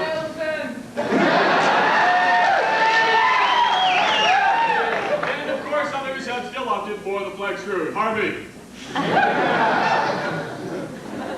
Anyone wants prints of this slide, they can pick them up afterwards. In John Henry's office announced today that, due to circumstances beyond his control, the long-awaited Macintosh deal with Apple was canceled, leaving some 300 students and faculty members in limbo. Oh, thank you. The dean, not wanting to let the students down, decided to take matters into his own hands, and he personally negotiated a deal for 300 Macintoshes with a new company, the Safeway Company.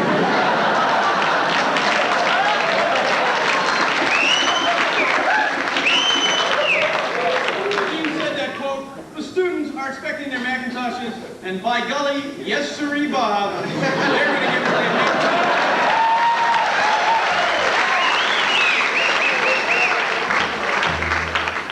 What a guy. You bet. Well, it's spring, and of course that means that it's time once again for a Georgetown Classic. It's the Georgetown Medical School's annual fall ball. Our man on the scene, Billy Rubin, is there, and we're going to go to him right now, shall we, Aldo? Sure. Why don't I dial right now? It's ringing the organ to dial. Sorry about the noise down here. Welcome, everyone. Well, the atmosphere here tonight is one of celebration, excitement, pomp, grandeur, and there's a shitload of drinking going on, too. Students, faculty, and staff here tonight. Let's get right to it. We'll go now to Lechstein on the other side of the hall.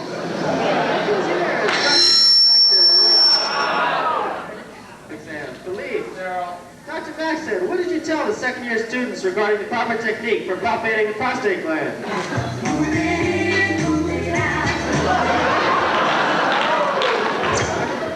You're obviously a very busy man. You must get very tired. What do you do when you get that run-down feeling?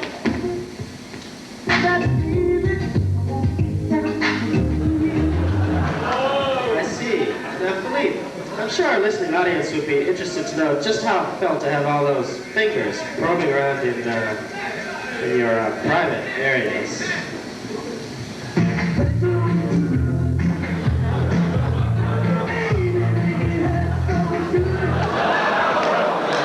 I'm afraid I can't relate to that, Philippe. Okay, well, let's go back to Billy Rubin, who's standing by with that. We're now chairman of anatomy department, Dr. Martin. I'm from Harvard, and you're not. Tim. I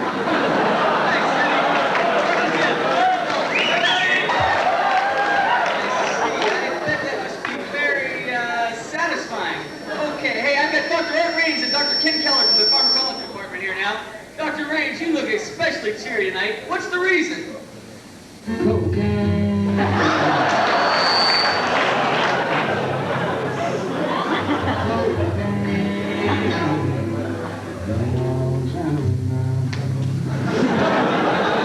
Dr. Keller, do you agree with that?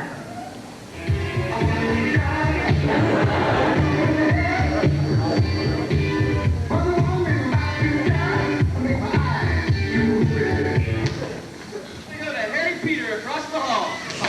With me now are a group of third-year students who tonight are celebrating the end of their surgical rotation with Dr. John Dillon. Dr. Brooks, on your experiences with your thoughts.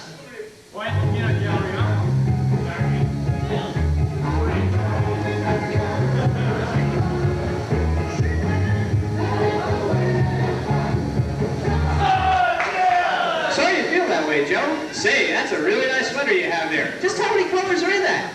Here now is Julie Swengros, one of the third-year class's most well-known female students.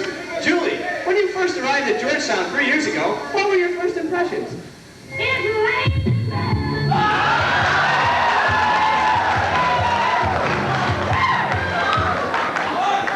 Julie, I understand the first classmate you met was Tom McQueenie. What did he have to say?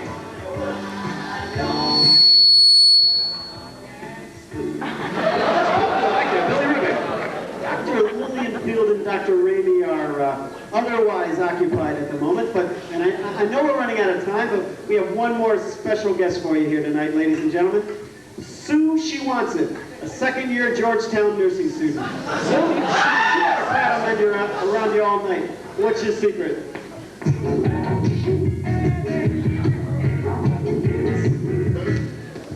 A well-oiled machine at that, Sue, but don't you ever worry about getting a bad reputation?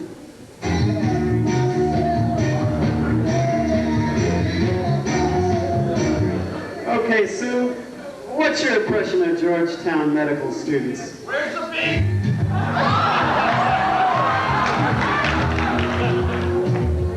Okay, we're out of time here with the frog ball for Billy, Reuben, Harry, Peter, and myself. Lesh 9. I'd like to say.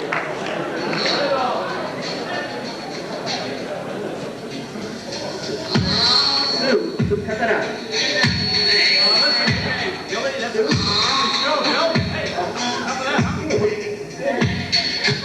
Okay, thank you, Billy. Thank you again for that wonderful report.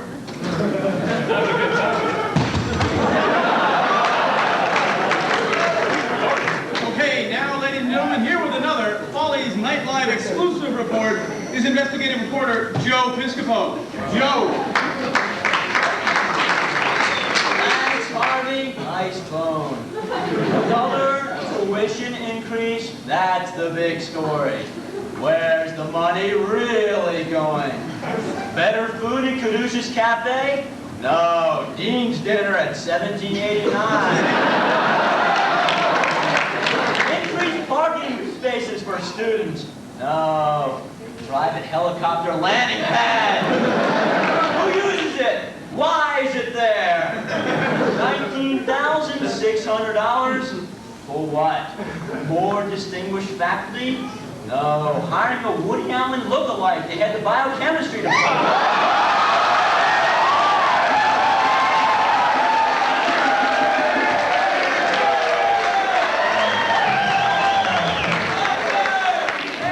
Teaching the faculty to speak better English?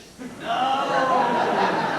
Hiring more foreigners to lecture to empty classrooms.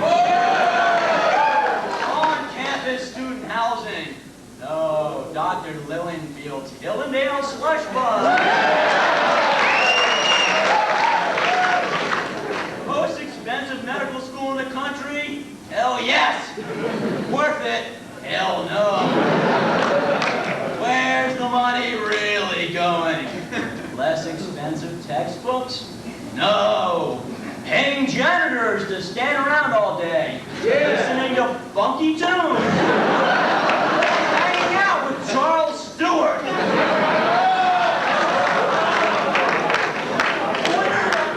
Pointer that actually works? No, wine and cheese parties at the library that no one attends. When will it end? Who's to blame? What's a student to do? Join the military and give up his firstborn? Take out HEAL loans and be broke until he's 65. The bottom line, we're being screwed. Back to you, Aldo.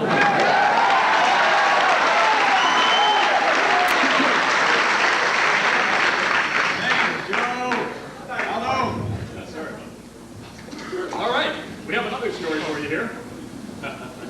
GU spokesman Dr. Nemesis announced a policy change at the medical school. You're not going to be using that.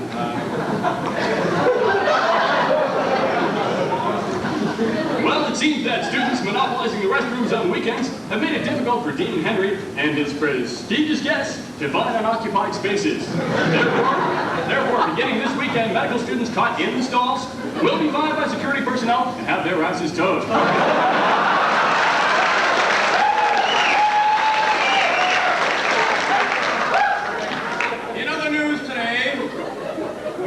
Update on that horrifying saga of student murders that is being labeled the case of the Georgetown brain drainer. It seems the term Hoya paranoia has taken on an entirely new meaning. In recent weeks, there has been a string of brutal and violent murders right here on campus. The victims predominantly girls walking unescorted around campus, and unescorted too. Well, it now seems that this story has taken a new and strange twist. At first believed to be totally unrelated events, the Georgetown University Protection Services, or GUPS as they are fondly known, says now that these atrocities all share a common and horrifying feature. The heads of all the victims have been traumatized. Coup lesions, contra-coup lesions, the whole bit. And the cranial contents of each victim have been completely and skillfully removed, as if by the hands of a brilliant neuropathologist.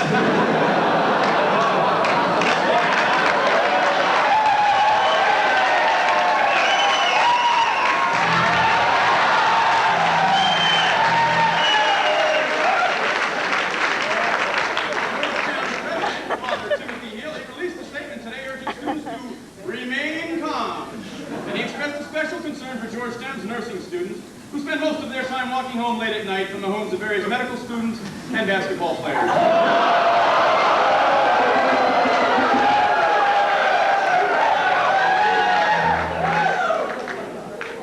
Composites of brutal! Well, let me put it this way. I've lost the paper for the next line, but I think I've got it.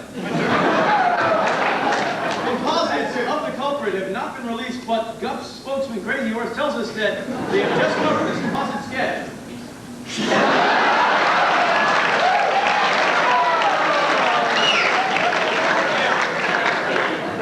You have seen this man's,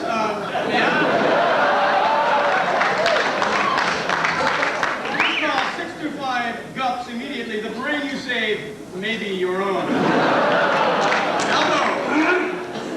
Yeah. A terrifying story, Harvey. Indeed. Scares me. Okay, hey! Here's a news item that I know you've all been anxiously awaiting. The second year class of Georgetown School of Medicine today announced the award given annually to the medical school department, whose members have treated the class with the most courtesy, congeniality, and cooperation. Yes, the much coveted We're Here to Help You. Now, what the hell do you want award will be given this year to those wonderful ladies in the red description.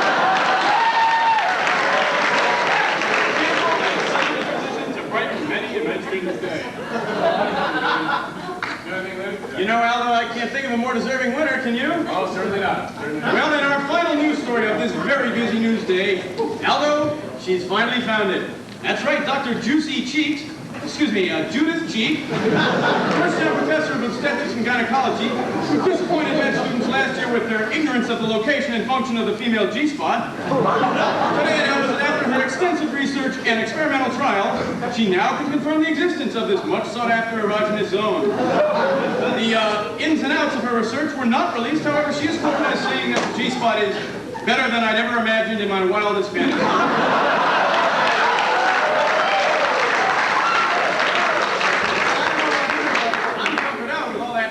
Stay tuned for Med Games and Gold Scout on many of these stations. Thank you!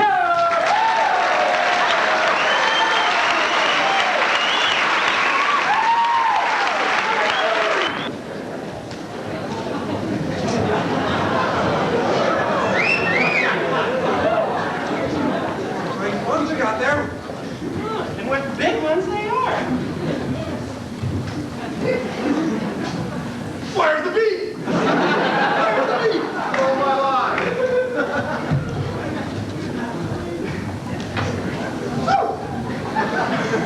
I don't think there's anything up there.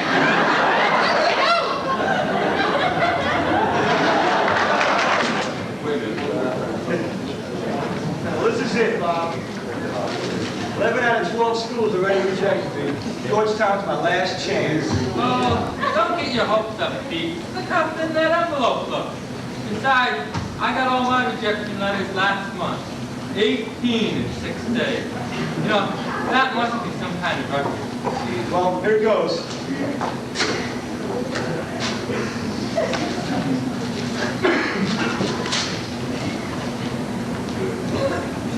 We know that your qualifications are extraordinary, but we are unable to offer you, damn, I hate that word, but.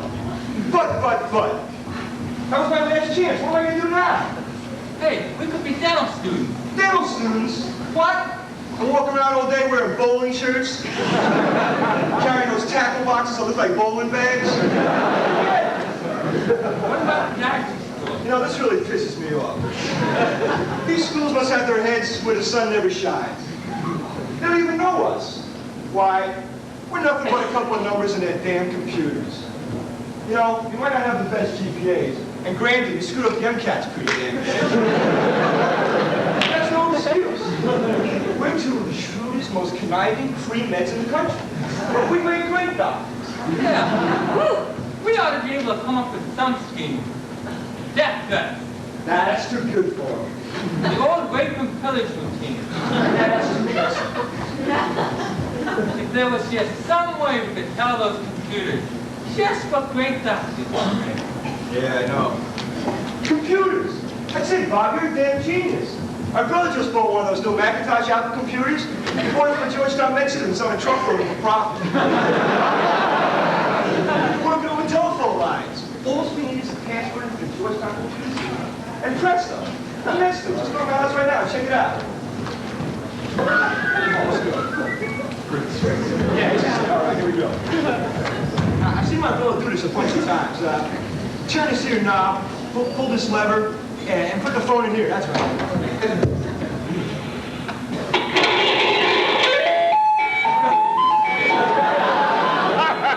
Bingo, it's on. Now, we need some kind of instructions. Good day, Rick. Would you like to play a game?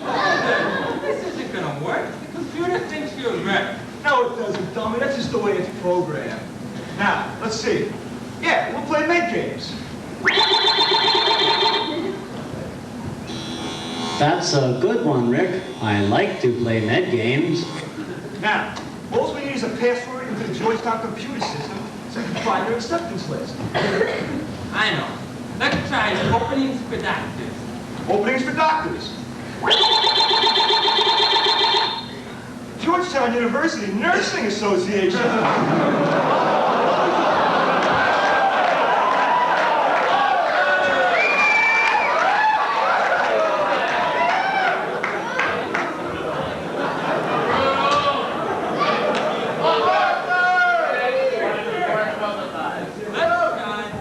Let's try medical fellows.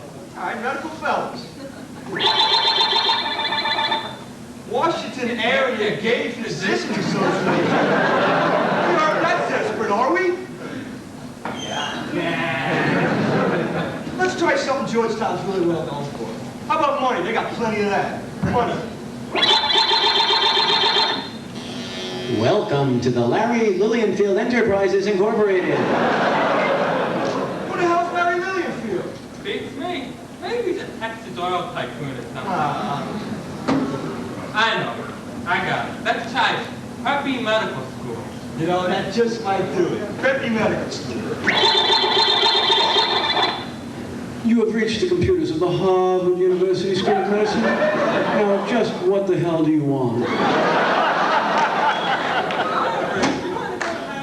I'd rather be a nurse.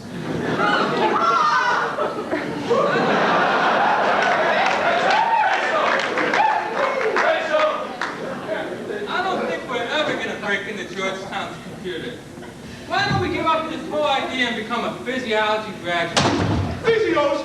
Are you crazy? Don't you ever say that! No matter what happens, you're that hard. Can you imagine us cutting up dogs and cats for the rest of our lives? Not to mention having to look at Estelle Raimi every single day. I'm sorry. I must have lost my mind momentarily. Damn, what is it that's unique about Georgetown? It's esteemed faculty. Nah, it's not it. Worldwide reputation for medical excellence. Nah, no way, no way. It's that stupid nickname. Why, of course, why didn't we think of that before? God only knows why they wanted it named after a bunch of rocks. Hey, let's do it. What rocks? Don't you mean Hoya Saxa? Well, let's go with Dr. Hoya Saxa then. That's it. Bingo, we're in. All right, let's go. Welcome to the Georgetown University School of Medicine. Which department would you like? Admission. Let's go with admission. You have reached the Georgetown University Graduate Education Admissions List. Hold it. That's the graduate school. We want the medical school. It's the same thing, dummy. It's just like if you looked out there right now and said, hey, that girl over there's got a great body. I might say she's a nice piece of ass. It's the same thing.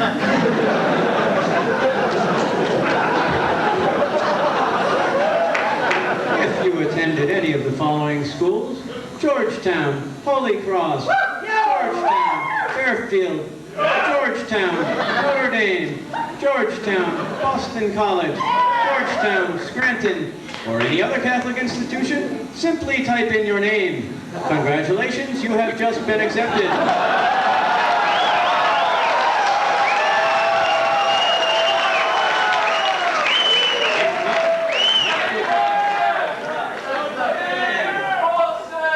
If not, type in the waiting list for pagans and atheists.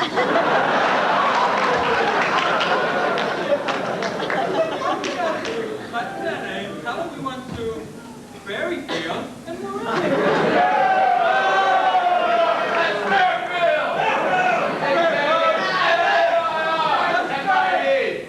Alright, Peter Rubella and Bob Shigella, Fairfield University.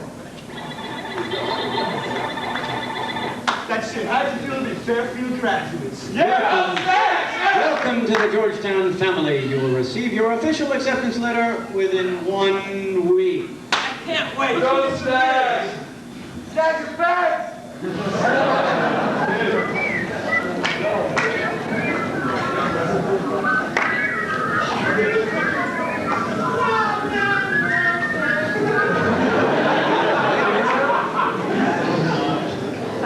Better make that 2 weeks later.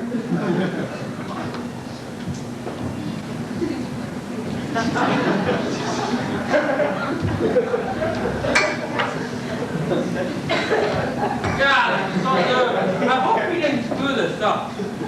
Relax there, Bob. Old Petey here took care of everything. We'll be wearing white coats, sleeping with nurses in no time. I just hope we don't get caught. Those nurses will never know what hit. I mean getting caught with the computer. I have a special delivery for Mr. Peter Rubella and Mr. Robert Sure, that's us. I don't know who it's from. The lady who said it said it had to sign this acceptance form right here. Can I get it right back? Hey, Chris. Here's $1 for you. Hey, plenty more without the king. Hey, why don't you go out and buy yourself a nurse or something? You might even get some change.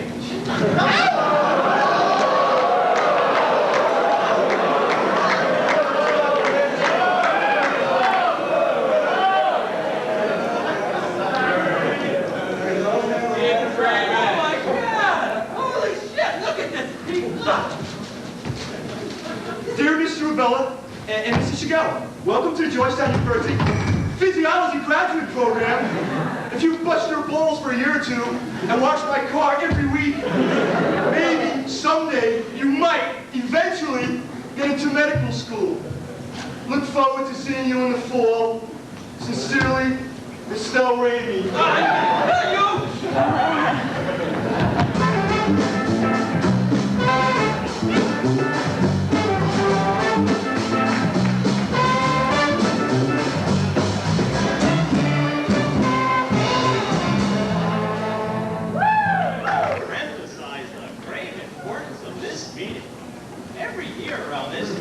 Begin to wonder whether we're going to have enough cadavers for the incoming freshmen.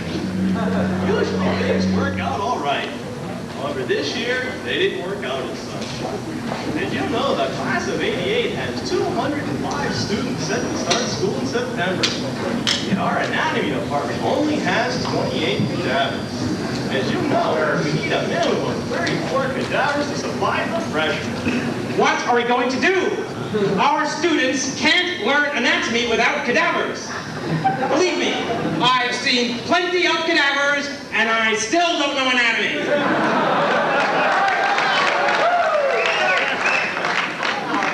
Have you seen an autopsy? Well, Martin, without the bodies, we may have to drop the course and make the students make it up at a later date. That's ridiculous. Can any of your chums dig up some bodies for us? I'm sorry, Martin. There's nothing I can do. Without the bodies, we either drop the course or cut the class size. And as you know, Our students are the brightest and the most... Mark, what about you, Mark? How about all those stiffs you know at Harvard? I bet they're just dying to help you out. Oh, it's pretty funny, Larry. What do you say we cancel the physiology department because of lack of faculty? I hope your GFR goes up to 1,000 and you spend the rest of your life in the bathroom. That's right. Shut up your college lecture. This bickering will get us nowhere. And you, Martin, I suggest you channel your energies into finding us some bodies.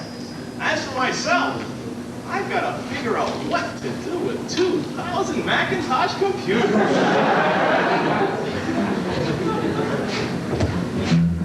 That's just what they'd like us to do. Cancel the anatomy department and put me out of a job. I just got to think of something. We need more cadavers. We cannot cut the students. Cadavers. Students.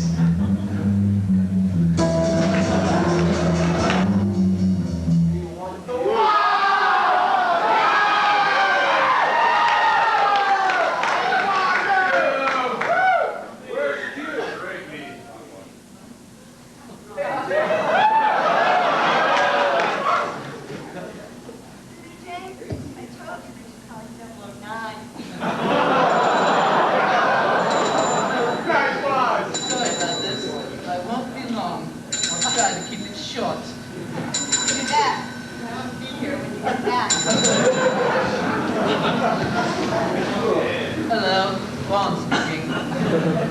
Yes, Miss Moneypenny. How are you today? Interrupting me? Well, I guess you could say that. So, tell me, Miss Moneypenny, what can I do for you? No, I mean business-wise. What can I do for you?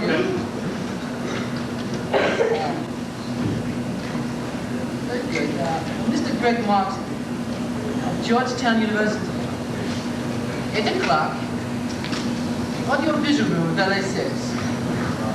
Don't worry, I'll be there. You can count on it. Why, yes, Miss Moneypenny. You know I always rise to the occasion.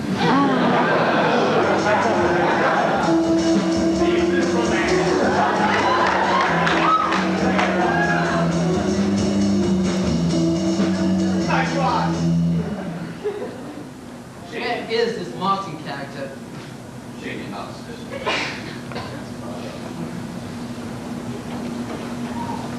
Something tells me this is going to be an impossible mission. Good morning, Mr. Bond. My name is Greg Martin, president of M86. This man, Dr. Martin Dim, alias Gold Scalpel, is believed to be kidnapping medical students to meet a quota for cadavers and save his job. The following are some of Dim's accomplices. 5 years ago, this man, a professor at the medical school, suffered an accident in the pathology lab in which 98% of his body was destroyed. Dim was keen convincing Georgetown to spend the tuition money and the effort to rebuild him into the $6 million man's. Ever since, he's been one of Dim's top henchmen, specializing in torture. His next accomplice, Dr. Popper, is a master of the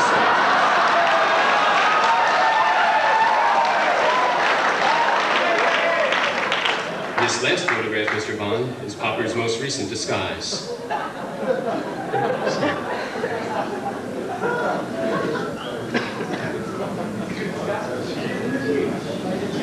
What a disguise that is.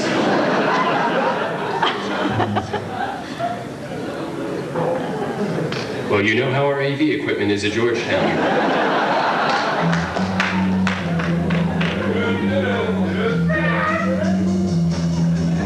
Well, Mr. Bond, a few of our other accomplices are Dr. Saroha Rao. She's Dim's communications expert. She gathers and integrates Gold Scalpel's information from all over the world, translating it into an incomprehensible coded speech. The next photograph is Gold Scalpel's bodyguard, Dr. Wes Lawyer.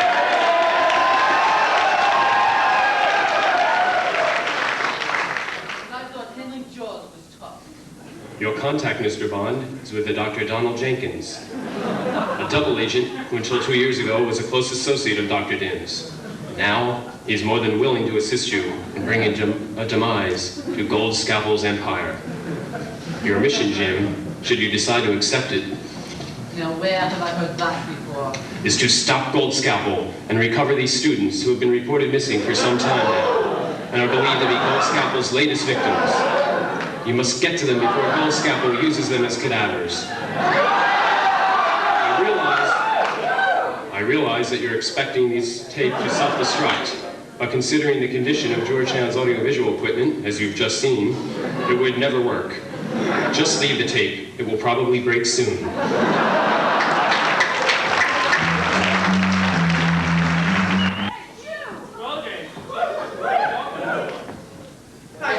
And you know how I love to operate. Ah, James, enough of that. Look here. I've got some things to show you. I think that you'll find this equipment quite fashionable and useful. Where is that lab coat? Ah.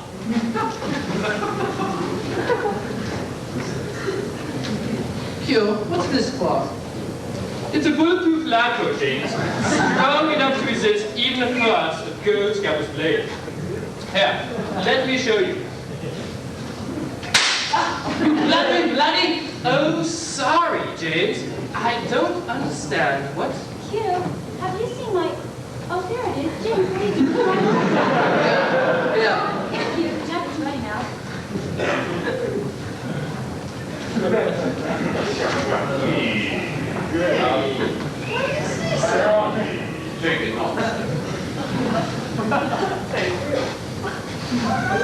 Well, Q, this is a brilliant idea. Could you make the jacket a bit longer? I understand that Gold Scalpel's research isn't so totally cells. Good idea, James. But don't forget, the most important thing about this jacket is that it's the perfect disguise. Well, Q, I think you better work on that one. Next, James, is a most remarkable piece of ingenuity designed by our news agent, Agent Harvey.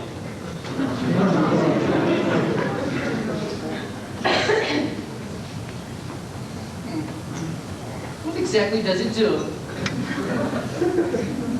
Come here. How's my chest, James? Well, I must say you have a great set of lungs.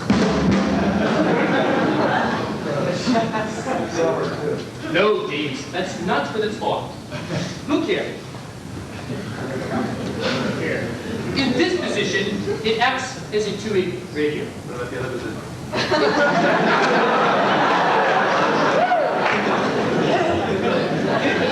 In this position, it's a gun. And in this position, it's a counter.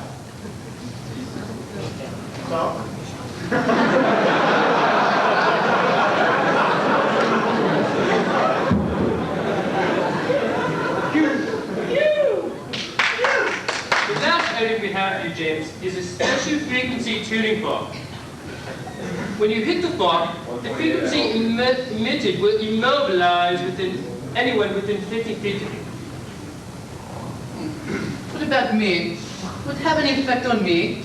No, James, but there is one problem with the tuning fork. Yes. Well, it attracts animals in heat. No matter. Q, you've done it again. Well, I guess I'll get going on this mission.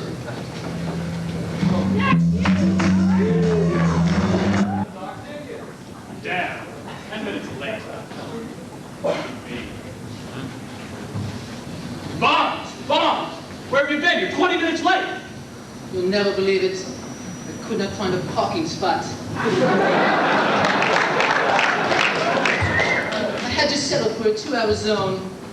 By the time I walked to school, my 2 hours were up and I had to move my car again. You should have parked in the front lot. I tried that. Some crazy security guard with a ponytail tried to scalp me. Once I was in the building, I was attacked by a bunch of students asking for old exams. They came at me like a school of piranhas. They're just the physios, Bond. Don't worry about it. All right, I've got some important information for you. Tonight I meet with Dr. Dim in the anatomy labs on the 4th floor. That's where he's holding the students, and tonight I think he's going to kill. It seems easy enough. I'll just go up there and rescue them. It's not going to be that easy, 007. There's one catch. There's not one anatomy lab, there's 6. Count them 6. Only 2 people know where the students are being kept. One, Dim himself. The other, his secretary, Estelle Rainey. I think your best bet is to charm the information out of Rainey.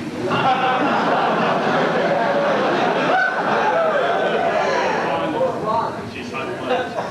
Here comes someone. I gotta go. Good luck. Estelle Rainey is hot-blooded. Well, I think I've got a way to get to her.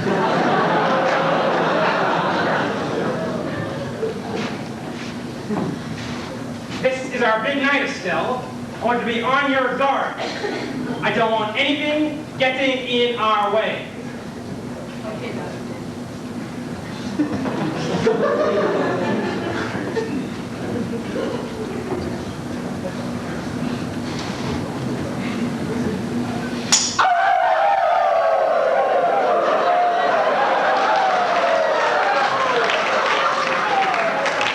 Hello there, handsome.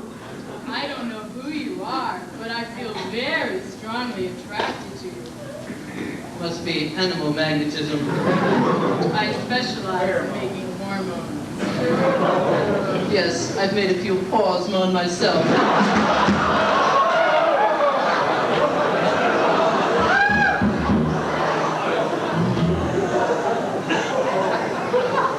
Perhaps tonight, you and I could go out to dinner and practice some sexual physiology.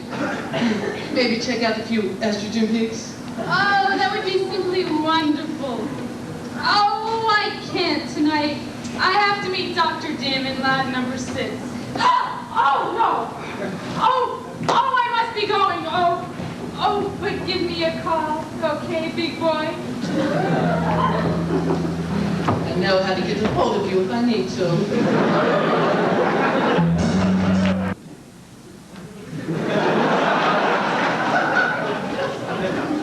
Hold it right there, I'll shoot.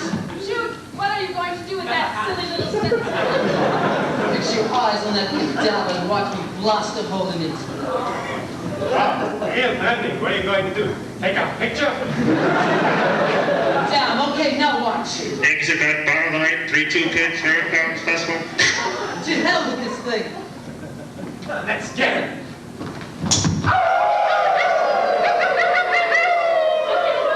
Get him hurt. I can't move on. It feels like my intracranial pressure is rising. Did you call James? No, Estelle. I'll be waiting, dear. Help me untie the others.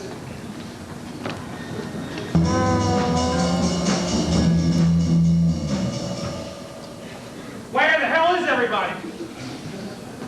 Looks like we have to do this job ourselves. Can't count on anybody these days. Go ahead, Don. Hopper! Bennett! What the hell's going on here? Hello there. Bond! Watch it, Bond! That's the gold scalpel! Not this time, Gold Scalper, you're finished.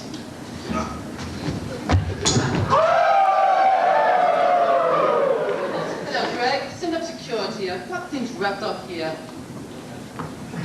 Did you call James? Yes, Estelle, I'll be with you in a moment. Good work, 007. Another mission well done. Let me get back. As for you, Gold Scalper, you've got 2 choices. You can have death by injection, or teach dental anatomy for the rest of your life. Well, Give me the needle. Hey, you're looking for a new anatomy, Chairman.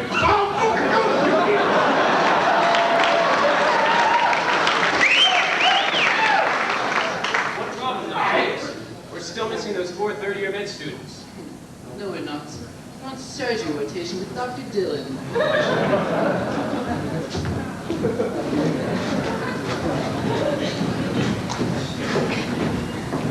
This is our scene, James. What do you mean, Estelle? You know, James, at the end of all of your movies, you go to bed with a beautiful girl. Right, Estelle, but I've got to move my car. Sorry. Oh, well, at least I still have the dogs.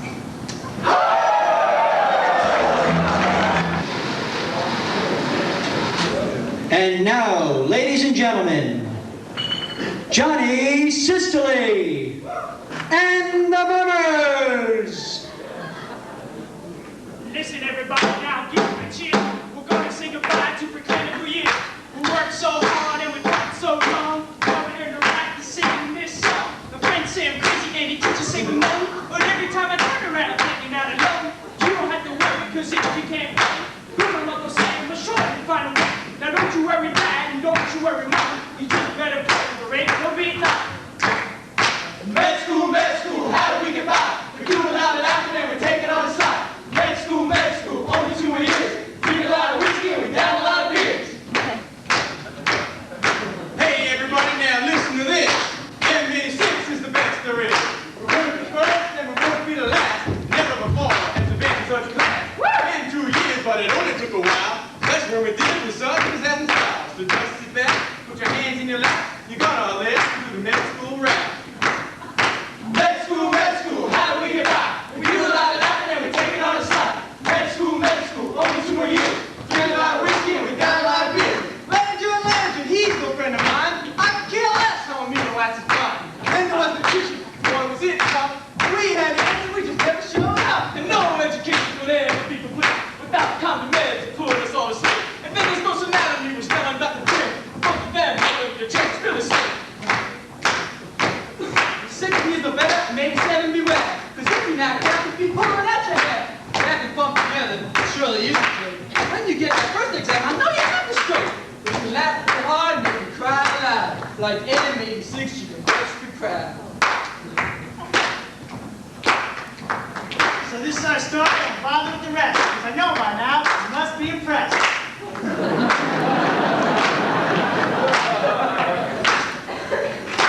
Med school, how do we get by? We do a lot of laughing and we take it on the side. Med school, only 2 more years. Drink a lot of whiskey and we down a lot of beers.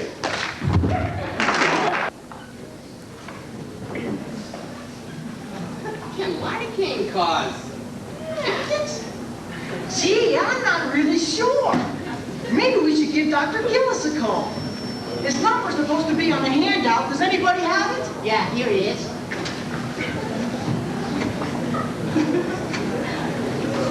Yes, is Dr. Gillis in, please? Okay, thanks anyways. He's not there. I wonder if we should try him at home. No, I doubt it. Gee, what are you talking about? He's not at home. How do you know? Today's Dr. Raines' birthday. Since just about everybody in the farm department is a good guy, he took him out to celebrate. Well, maybe he finished early, you know? Maybe he went home early. Why don't we give him a call just to be sure? You don't understand. When those guys want to celebrate, they really do it up. Besides, I know where they are. How do you know? I got a little inside information. Gee, Ron, where do they go? Instead of me telling you, why don't I just take you there? Sounds good.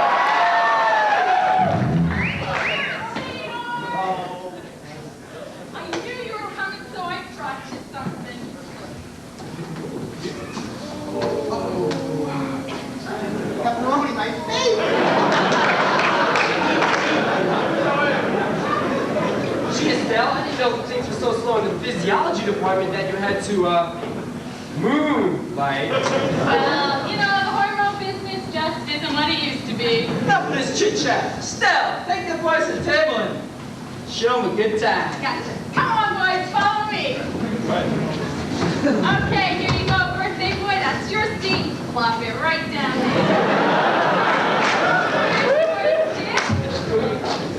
Sure seat. Dr. Heller. There you go, Dr. Sander. Hey, Estelle. Sure. Now give us a good show. We're counting on you.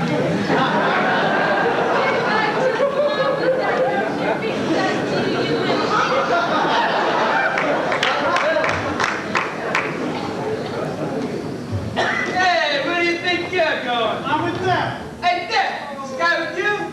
Oh. Okay, who told Schwartz we were coming?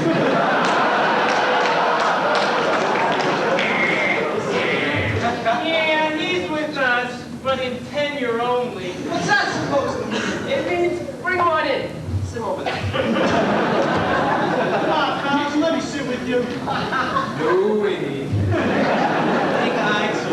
Yes, or we're lucky they even talked you into letting him in. Come on, fellas, at least let me plead my case. Bozo!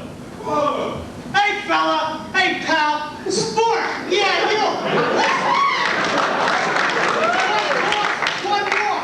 I'm the one to tell you, I'm the one to talk. So either clam up or get out!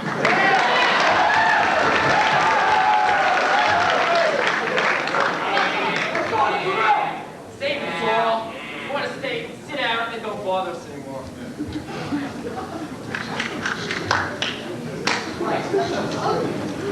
Yeah, I haven't seen anything that ugly since Estelle Rainey danced without her wig on.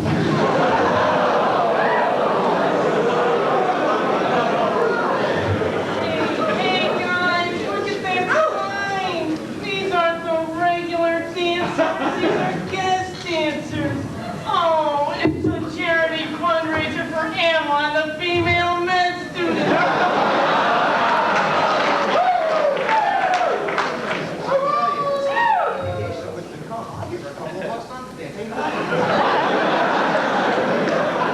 Alright, guys, I have some mail messages for you. Let's see. Ray! Yeah, right here.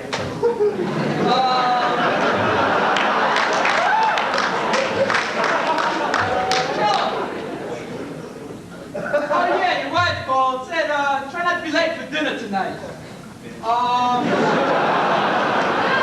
Standard! Some guy named Henry called. Said something about a ornamental budget meeting this afternoon. Hey, sport, anything for me? Oh, you called from the IRS. Something about not reporting income from a drug operation in Puerto Rico. Hey, pasta sorrow. There's the best news, Dick. Looks like you got that on our eggs, right? Oh, gee. Oh, you know what to do with this.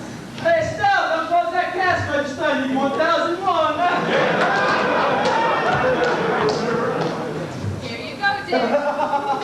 Spend it all in one place. Do we have time? All right, fellas, here they are. The girls have been waiting for. Those dazzling dynamos from the med school. The prettiest thing in basic science since Joe Valenti. Smile Rainey and her Amroy Cooper.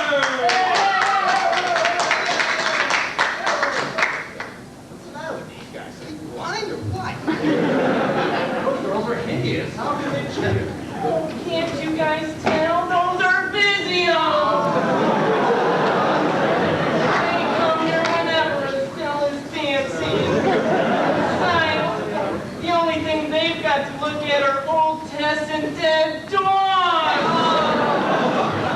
Those guys must be really desperate. I mean, to come and cheer for Estelle just to get into medical school? Told you, there he is. Hold up, need some IDs. No. We're just here to see Dr. Gillis. You gotta ask one question. You know where it's at. Gillis, could you please explain lidocaine toxicity to us? Well, if it'll get me out of here, I'll give you boys a whole nother lecture on it. Come on. Now, did you bring your hand down? Yeah.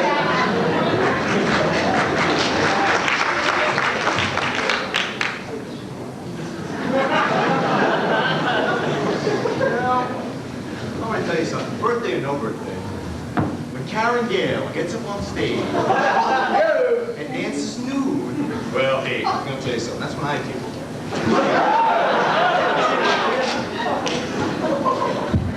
Hit it, big heart.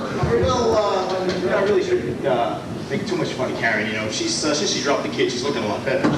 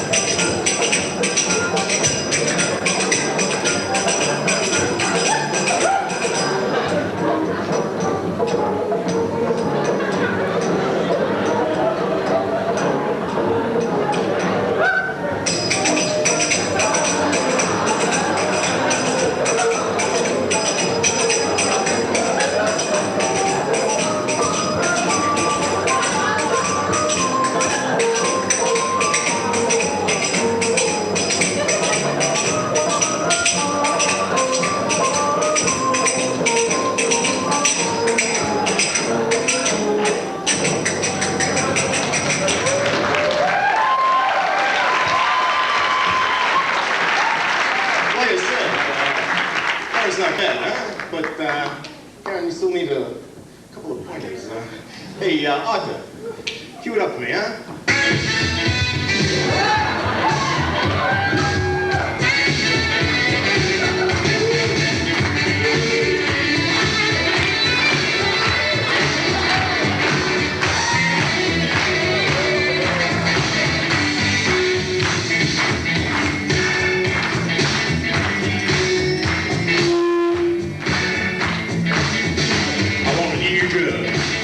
Because I hate this job.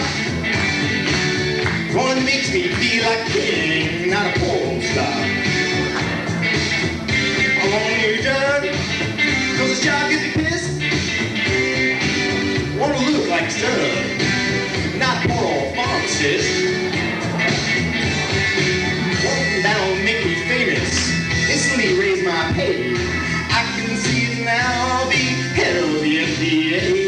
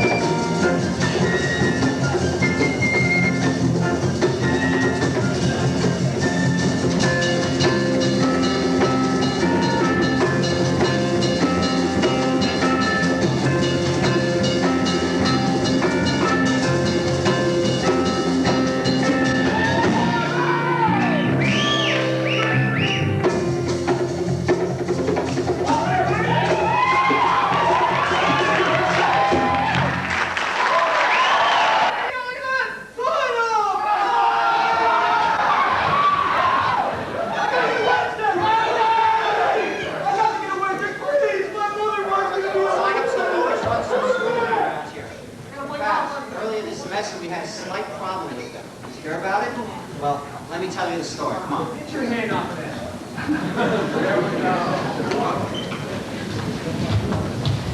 It begins, as so many others do, with the joyful, happy, elated return of the M86s from their Christmas vacation to begin the second semester of their second year, the last preclinical year.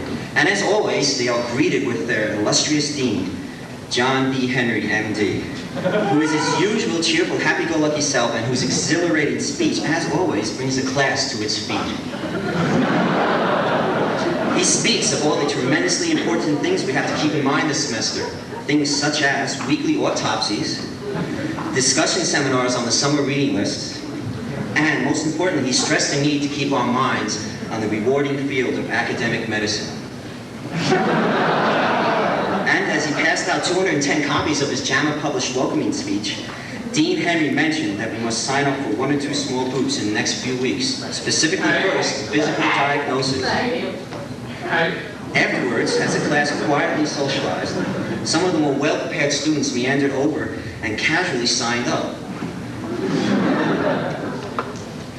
And so, the little M86ers sleep tightly that night, confident in their group selections, unaware that at the same time a despicable deed is being carried out.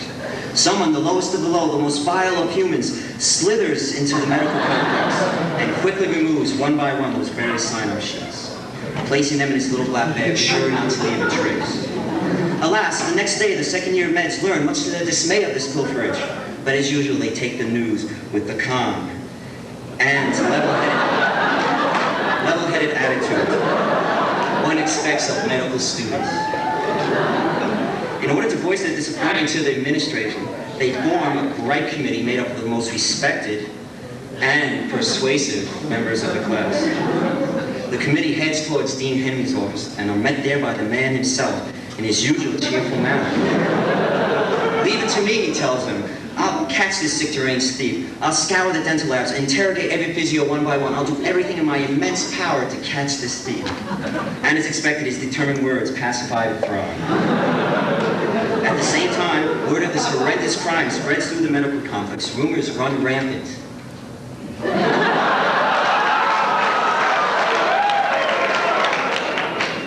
Until at last they reach the ears of the one man who has any chance of solving this mess of crime. Yes, you know who I speak. Dr. Art Popper, PhD.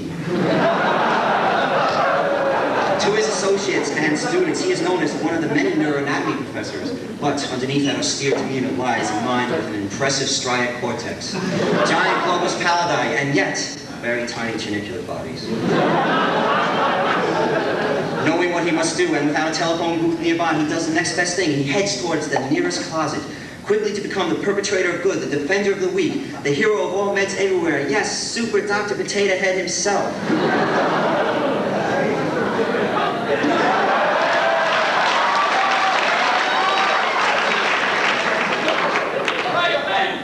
Faster than a mile-native Kinsey Figer, stronger than a horse cerebri, able to leap a fornix in a single bound. He does it all.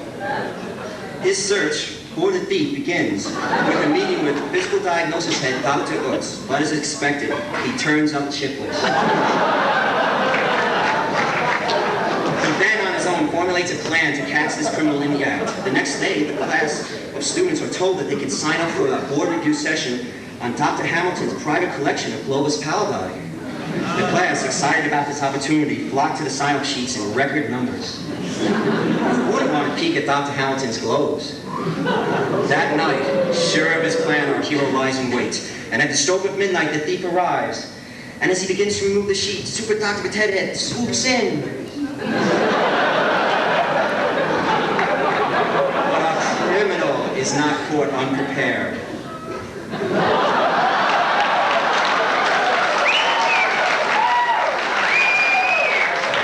What he'll have, baked, French fried, or scalloped, he says with a sinister laugh. But a hero is not to be denied, and with potato sack in hand, he bags the thug. Who is this thief, you ask? Well, as Super Dr. Potato Head removes the skull cap, we see that the big D is in fact our own big D, John Henry, M.D. Why did you do this deed, we demand of him? Well, he frantically explains, I had to do it, I had to do it. You see, Apple Computers promised me my own sub-search and Knights of the Round Table video game. All I had to do was supply them with a list of 210 prospective Macintosh Apple computer buyers. And yet his explanation does not appease our hero or the gripe committee. And as usual, the words affect them as all Big John's speeches do. And as punishment for this terrible crime, Super Dr. Potato Head banishes the big D to the clinical labs where he must toil endlessly with all the hospital's stool guaiacs and urine cultures. Certainly a fit punishment for such a deranged man. And with his crime solved and his sick criminal put away, the medical complex and all med students everywhere can once again sleep tight at night, knowing that their sign-ups are safe with Super Dr. Potato Head.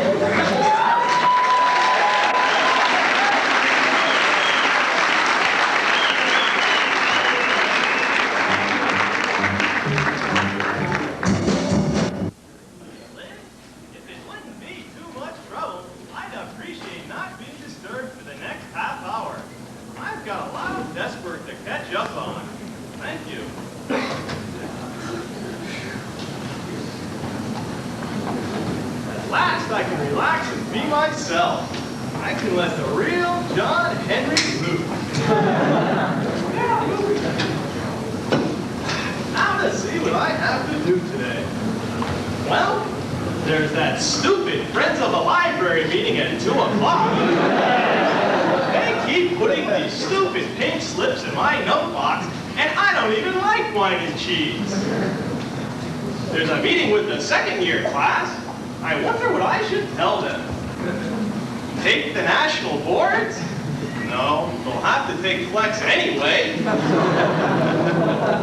Maybe I'll tell them to see quadruple bypass surgery in their spare time.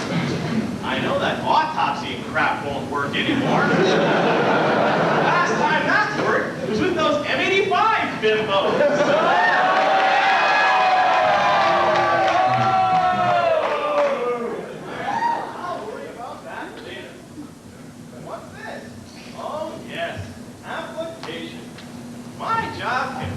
A pain in the butt, but I love to review these students' applications.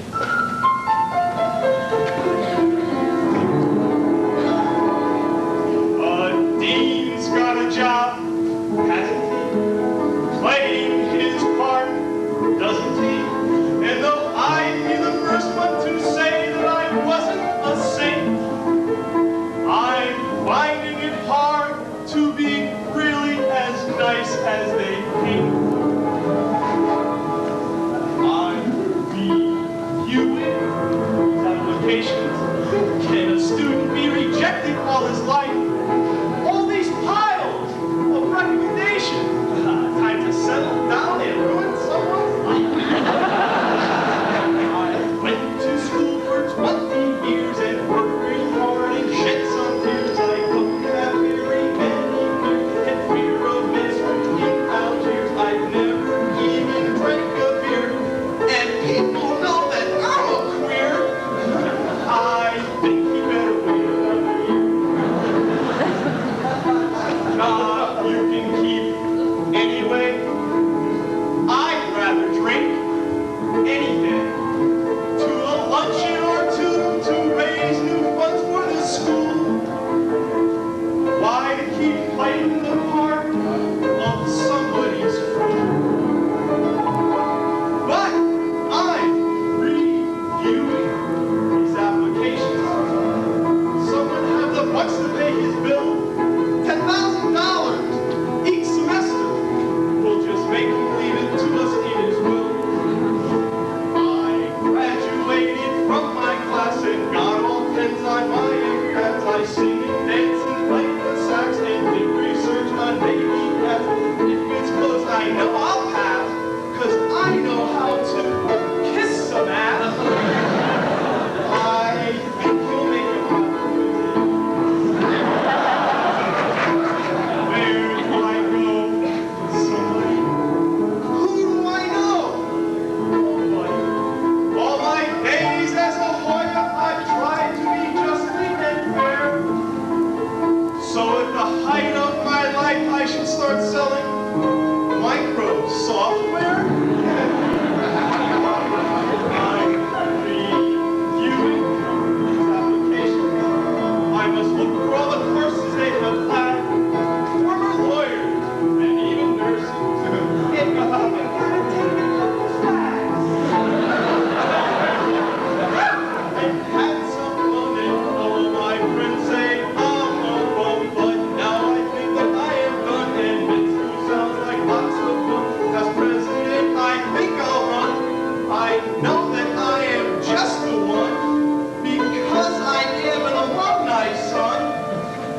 I think I'll get another job.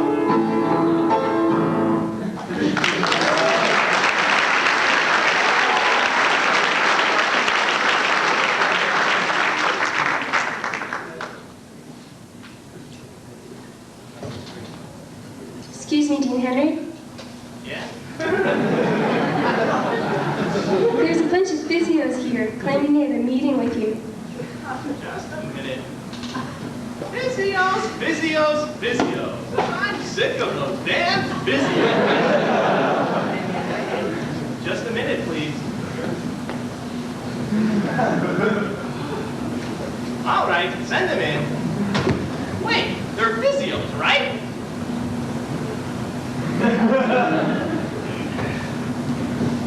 All right, come in.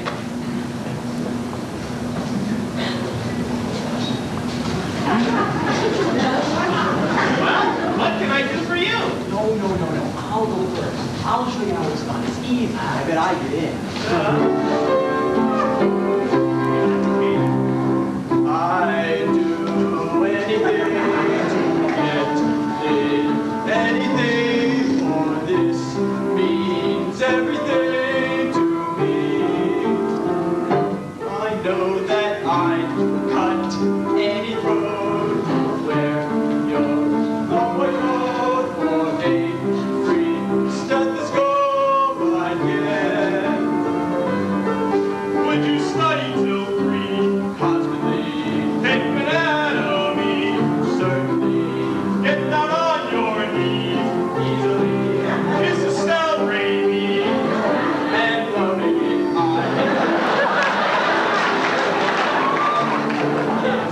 anything, yes I do anything to get it. Congratulations, you're here.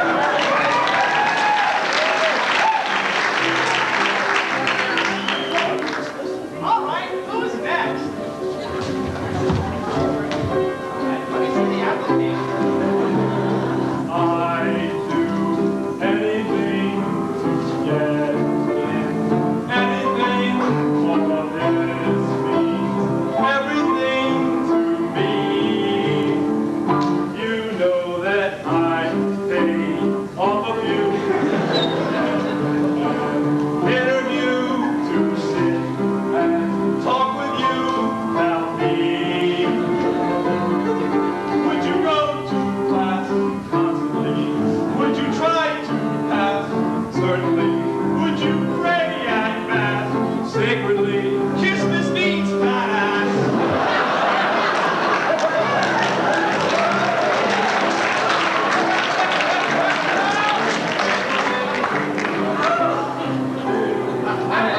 Anything to get in.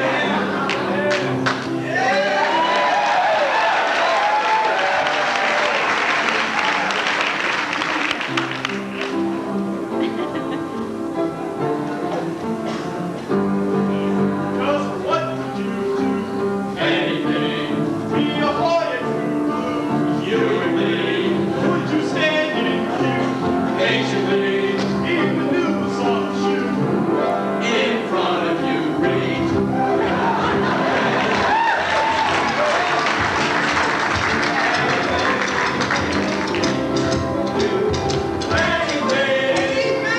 Anything to get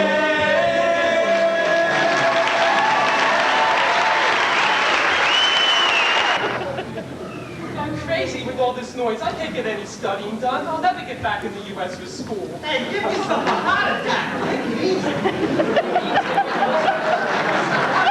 Stay calm with all this noise. The Navy's bombing the island. The whole place is going haywire. I can hear your blood pressure rising from here. Take it easy. How do you stay so calm? I read letters home to my mother. You write letters, sure. Try it. Hello, mother. Hello, father. I'm in med school. In Grenada. Which wanted to be an MD.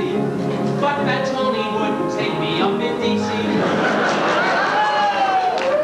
Estelle Raby, what she told me.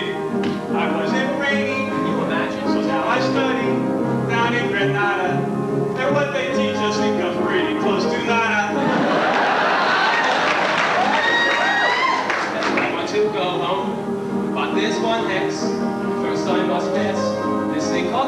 fence. I don't think that flex will stop me. Why, just yesterday I bought my 16th copy.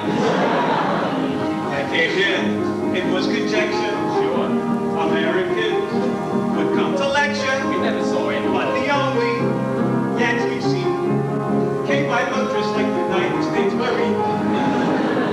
Take us home, oh dear Henry, take us back to New Jersey. Don't leave us down in Granada where we may become an autopsy Catholic.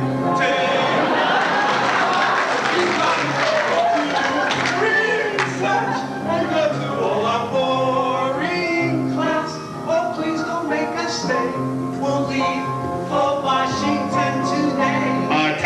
Attention! The Americans have successfully taken over the island. All U.S. medical students will be relocated at the United States school of your choice. Worry! I can't Oh, this is great. wait till I tell you to shine. I'm joking. Up in Georgetown right now. Give him a cup. Dear Fat Tony, I got some news. You've got to take me. I paid my dues. Ronald Reagan says I'm my hero. And for 4 years my tuition should be 0. I'm dreaming of 10 years later. All our shirts have alligators. And we practice with our fathers. And our vacations we will spend them in Granada.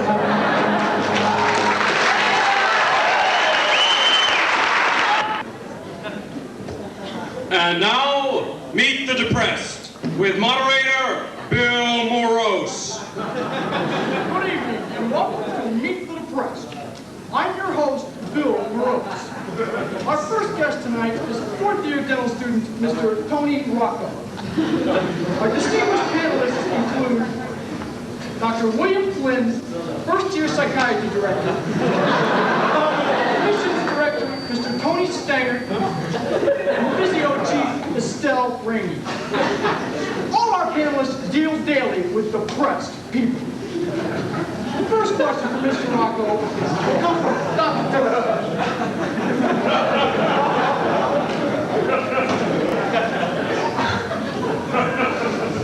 Okay, Mr. Rocco.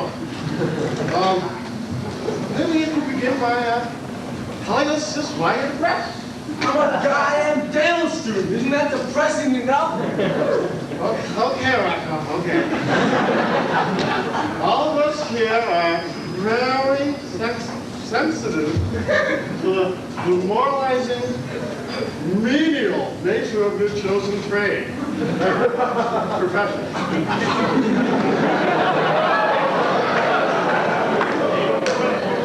Teeth? I mean, really, teeth are good for biting off beer caps and pulling corks out of bottles. And even for chewing that 10-degree martini out. But Rocco, it's not a career. With alcohol, maybe it's an alcoholic take, Rocco. Can't get enough booze. Those FACs give us plenty of chances. I'm just not satisfied with my work. I want to be a real doctor, not the toothpaste and water type. I mean, face it. Are any of you impressed when you see DDS and the license plate of a Trans Am?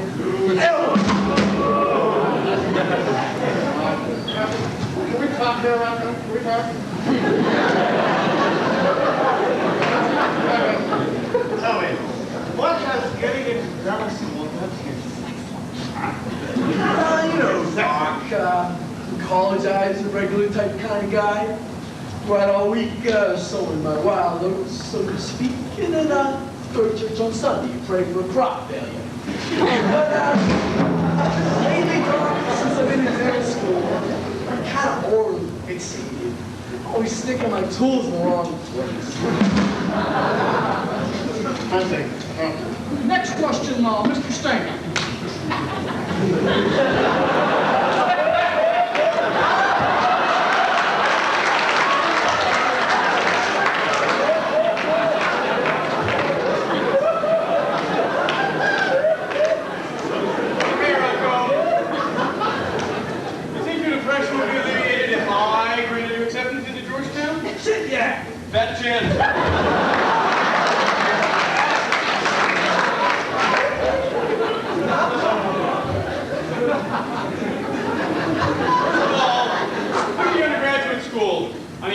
Hello? Some people don't even consider that a city.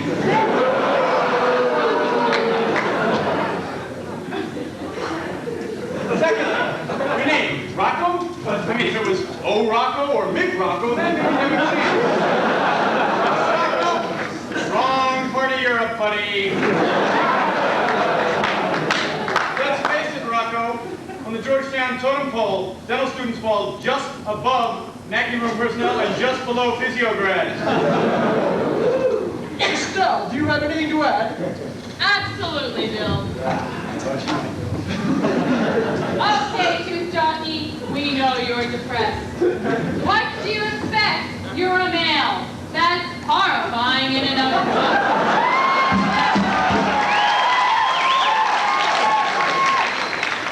That testosterone coursing through those flimsy veins of yours is going to cost you 10 years down the line. When you men are morgue meat, us women are just hitting our sexual peak. Face it, molar breath. Being a dentist is the very least of your problems.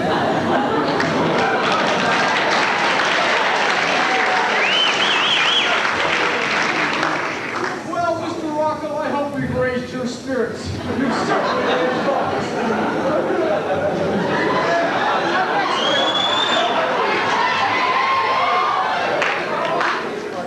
Our next guest on Meet the Depressed is veteran physio grad, Rob Robbie.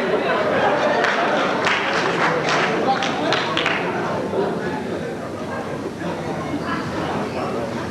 Okay, Wally. How long have you been a physio grad? I've been long time. How long is it? Glad you asked that. I've been a physio grad so long, I remember when Dr. Ramey did research.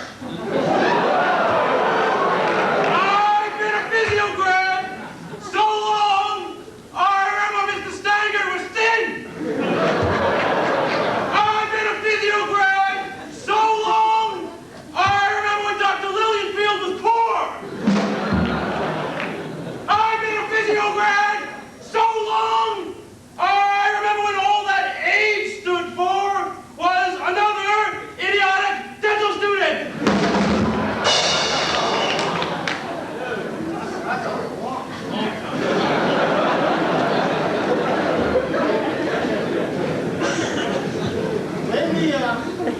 Maybe you can tell us how long you've been depressed then. Are you kidding? I'm a charter physio! I'm depressed because I've been trying to get into medical school since Eisenhower was president! I have a charge account at ABCAS! I was Carl Hunt's TA in Histo!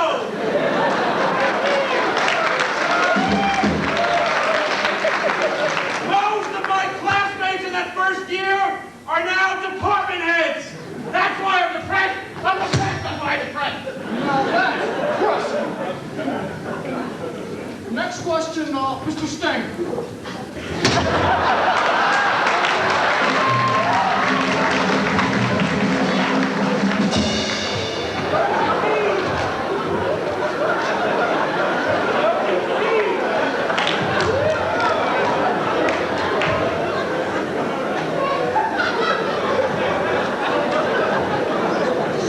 Okay, Bobby, let's take another look at your files, shall we? Let's see, it says here you have a master's degree. Why don't you tell me about some of your fascinating research? Research? Research? Did you say research? Oh, I'm a physio grad. We don't do research.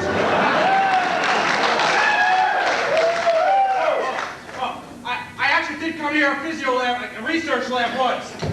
Dr. Ramey needed some sperm for one of our experiments. I didn't know you used sperm in your experiments. You never asked Bill or myself to donate. She said that women have always worn the pants, but sometimes had trouble filling them.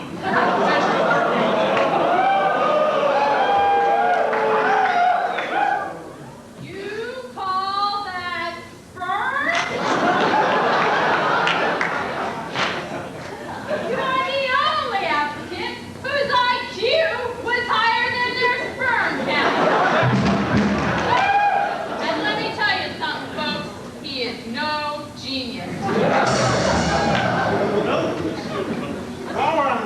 Dick Wally. Maybe you can tell us about sex. Sex! Did you say sex? Sex! Sex! When I came here 30 years ago, someone said to me, "Hey, Wobby! Sex kills! Comes to Georgetown! Live forever!"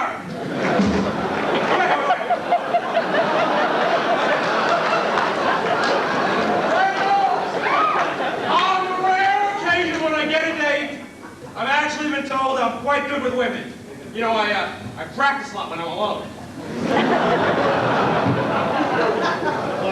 I'm glad to see you have a handle on the situation. Two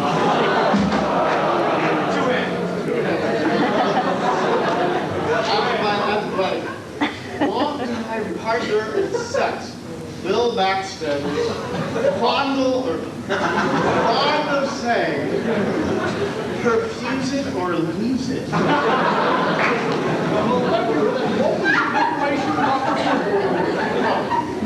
Well, folks, I can see we're just about out of time this evening. Mr. Stanger, would you like to conclude this program for us? I think I'll stay seated for this one, Bill. Let me get this straight, Wobby. The first volume of your file is in the history room. Yeah. The second volume is on microfilm. That's right. This is the third volume? Yeah. Forget it, pal. You're overqualified. Look, the best I can do for you is offer you a letter of recommendation to med school down in Granada. Okay, pal? You fuck piece of shit!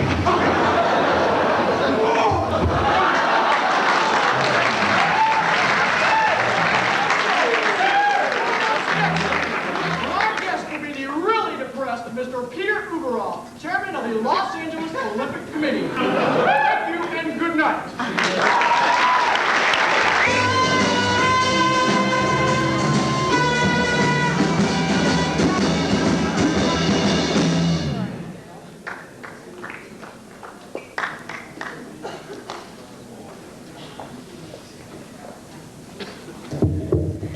Dr. Mans, please report to the emergency room. Dr. Mans.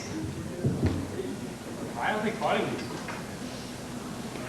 I'll tell you why they're calling me. This must be a case so putrid and disgusting. No other doctor would even look at it, let alone make a diagnosis. This will make a beautiful addition for my lecture series and an excellent example to add to my slide collection.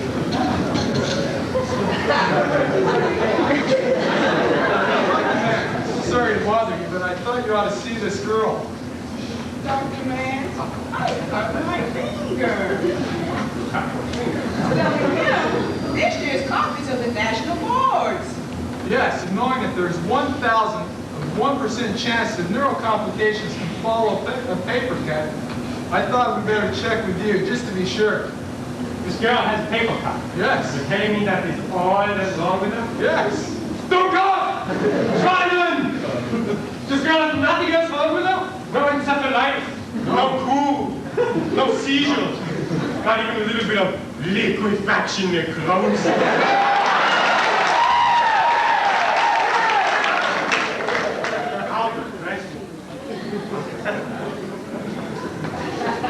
You know, I really do love my work. I don't mean to be insensitive. And I get a lesion that's dripping, oozing, tasty. Something I can really get my teeth into. Figuratively speaking, of course. It really cheers me. In fact, just thinking about it has made me feel better already. Music, maestro. Conclusions from panels and axes, facial abrasions, because epistaxis, spinal cord lesions that hang out. You are my favorite things.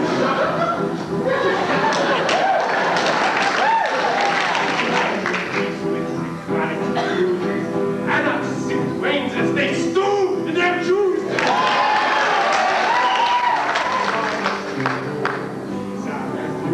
My favorite things, simple lesions, boring lesions, everyone has had. I simply remember my favorite things, but then I don't feel so bad.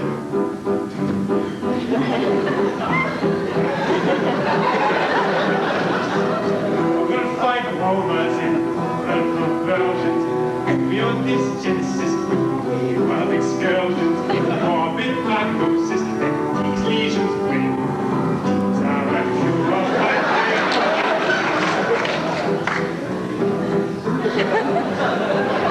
Colonizations with infectious sequelae, panics and tumors that grow in your belly. Viral disease. These are a few of my favorite things. Simple lesions, boring lesions, everyone has had. I simply remember my favorite things, but then I don't feel so bad.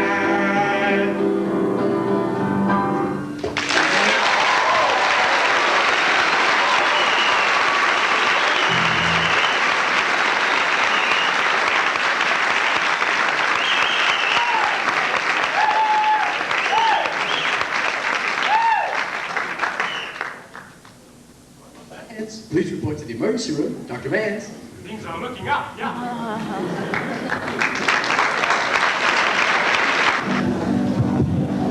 It's okay, turn the lights up, they're not gonna hurt. Tony! You're probably wondering why we're sitting here. Well, this is what's called the finale.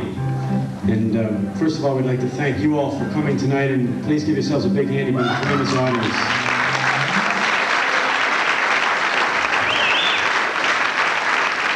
Before we sing our wonderful finale for you, I'd like to thank a few people who've been very special to us. And I'd like to start with this man right here in the band, Steve Dillon and the band, Dr. Didge and the Eurythmics.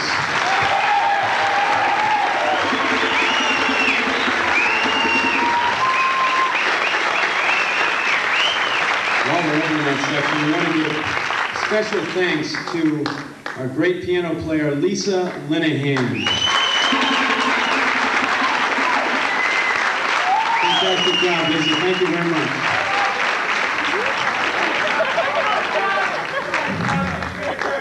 Next, we'd like to thank John Federico and the entire stage crew, ladies and gentlemen.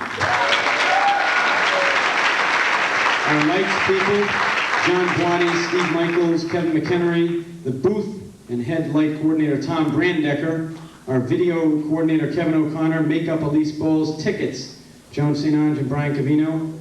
And the rest of the crew, I guess. second year class. How about it? All right. Our finale tonight is a song we chose from a man named Harry Chapin. It's called All My Life's a Circle, and we're going to ask you all to help us out by singing along on this one, okay? So, get ready. All my life's a circle, sunrise and sundown, moon rolls through the nighttime till the daybreak comes around. All my life's a circle, but I can't tell you why. Seasons spinning round again, the years keep rolling by. You're gonna help us sing that one right there, okay? It seems like I've been here before, I can't remember when. And I got this funny feeling that we'll all be together again. No straight lines make up my life, and all my roads have bends. There's no clear-cut beginnings, and so far no clear ends. Steve, you got one for us?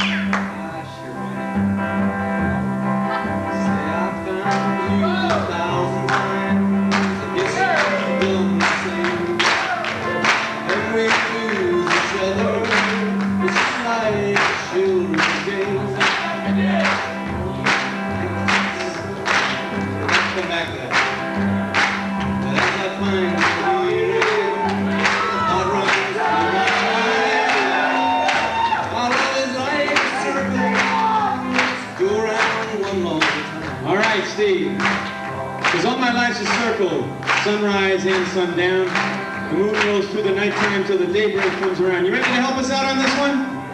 All right. We got the entire stage here. We want to see who's louder, the stage crew here or you. Now please help us sing. Ready? A one, a two, a 1, 2, 3, 4. All my life's a circle. Sunrise. Sunrise and sundown. The moon rolls through the nighttime. Moon rolls through the nighttime. To the daybreak. Daybreak comes around. All my life. All my life's a circle. I can't tell you why. I can't tell you why. Season's spinning. Season's spinning around again. For years. Years been going by. How about a clap for us?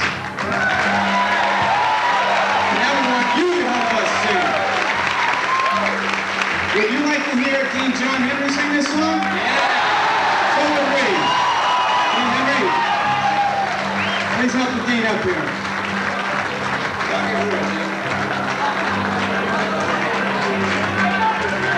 Dean John B. Henry.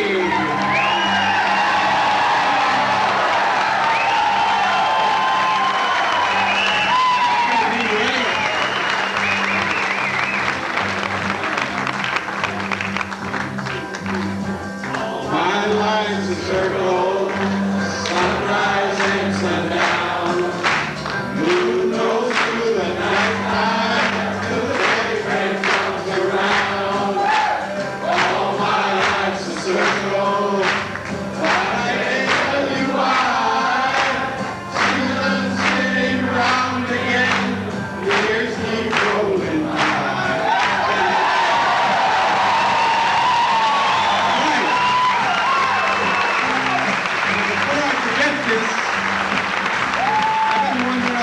But there's a gentleman standing right next to me who has done every bit as much work, if not more than I have. I'd like to personally thank John Heffernan, our director.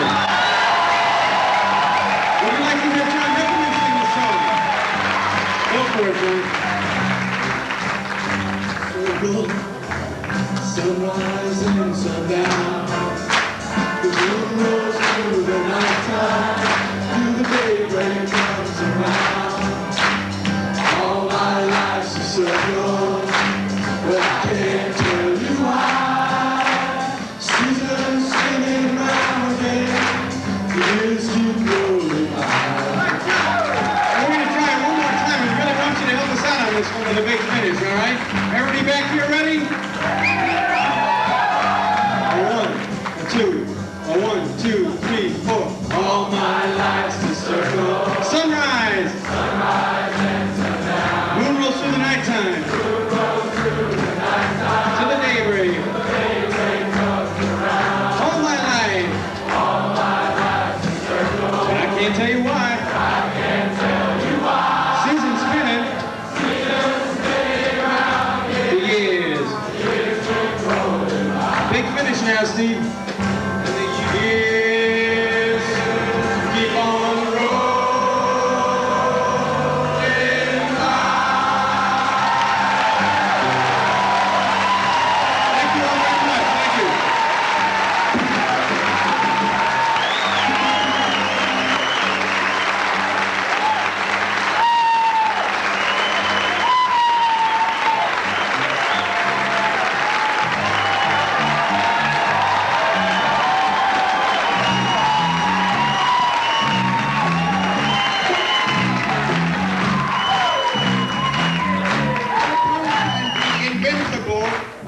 If you just pay the right price.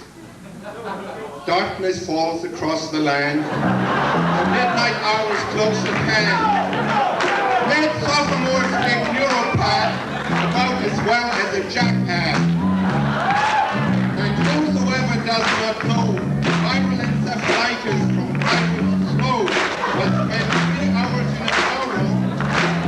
The Sandman Man has judged the quarrel. Stench will then commence here, the front of sophomore with dementia, false grizzly cross and academic color, will fill you with only non-Dracula. And though you fight impending coma, your mind and body start to shiver, for no more the sophomore can deliver the spongy state of the sigmoid manceloma.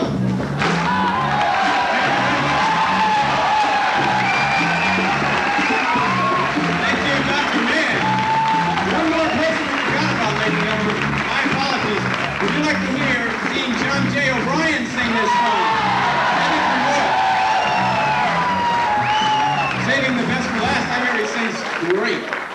All right, ready, Dean? Can you give us a cue? Bring it up!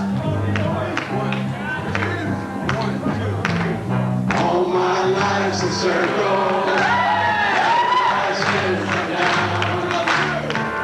Rolls through the night time, big things around. All my life's a circle. I can't tell you why. Seasons sitting around me, the years keep rolling by. Thank you, Dean and Brian, and thank you. Good night. Thank you. Excuse me. This whole thing isn't over yet. I'll make it short. Still.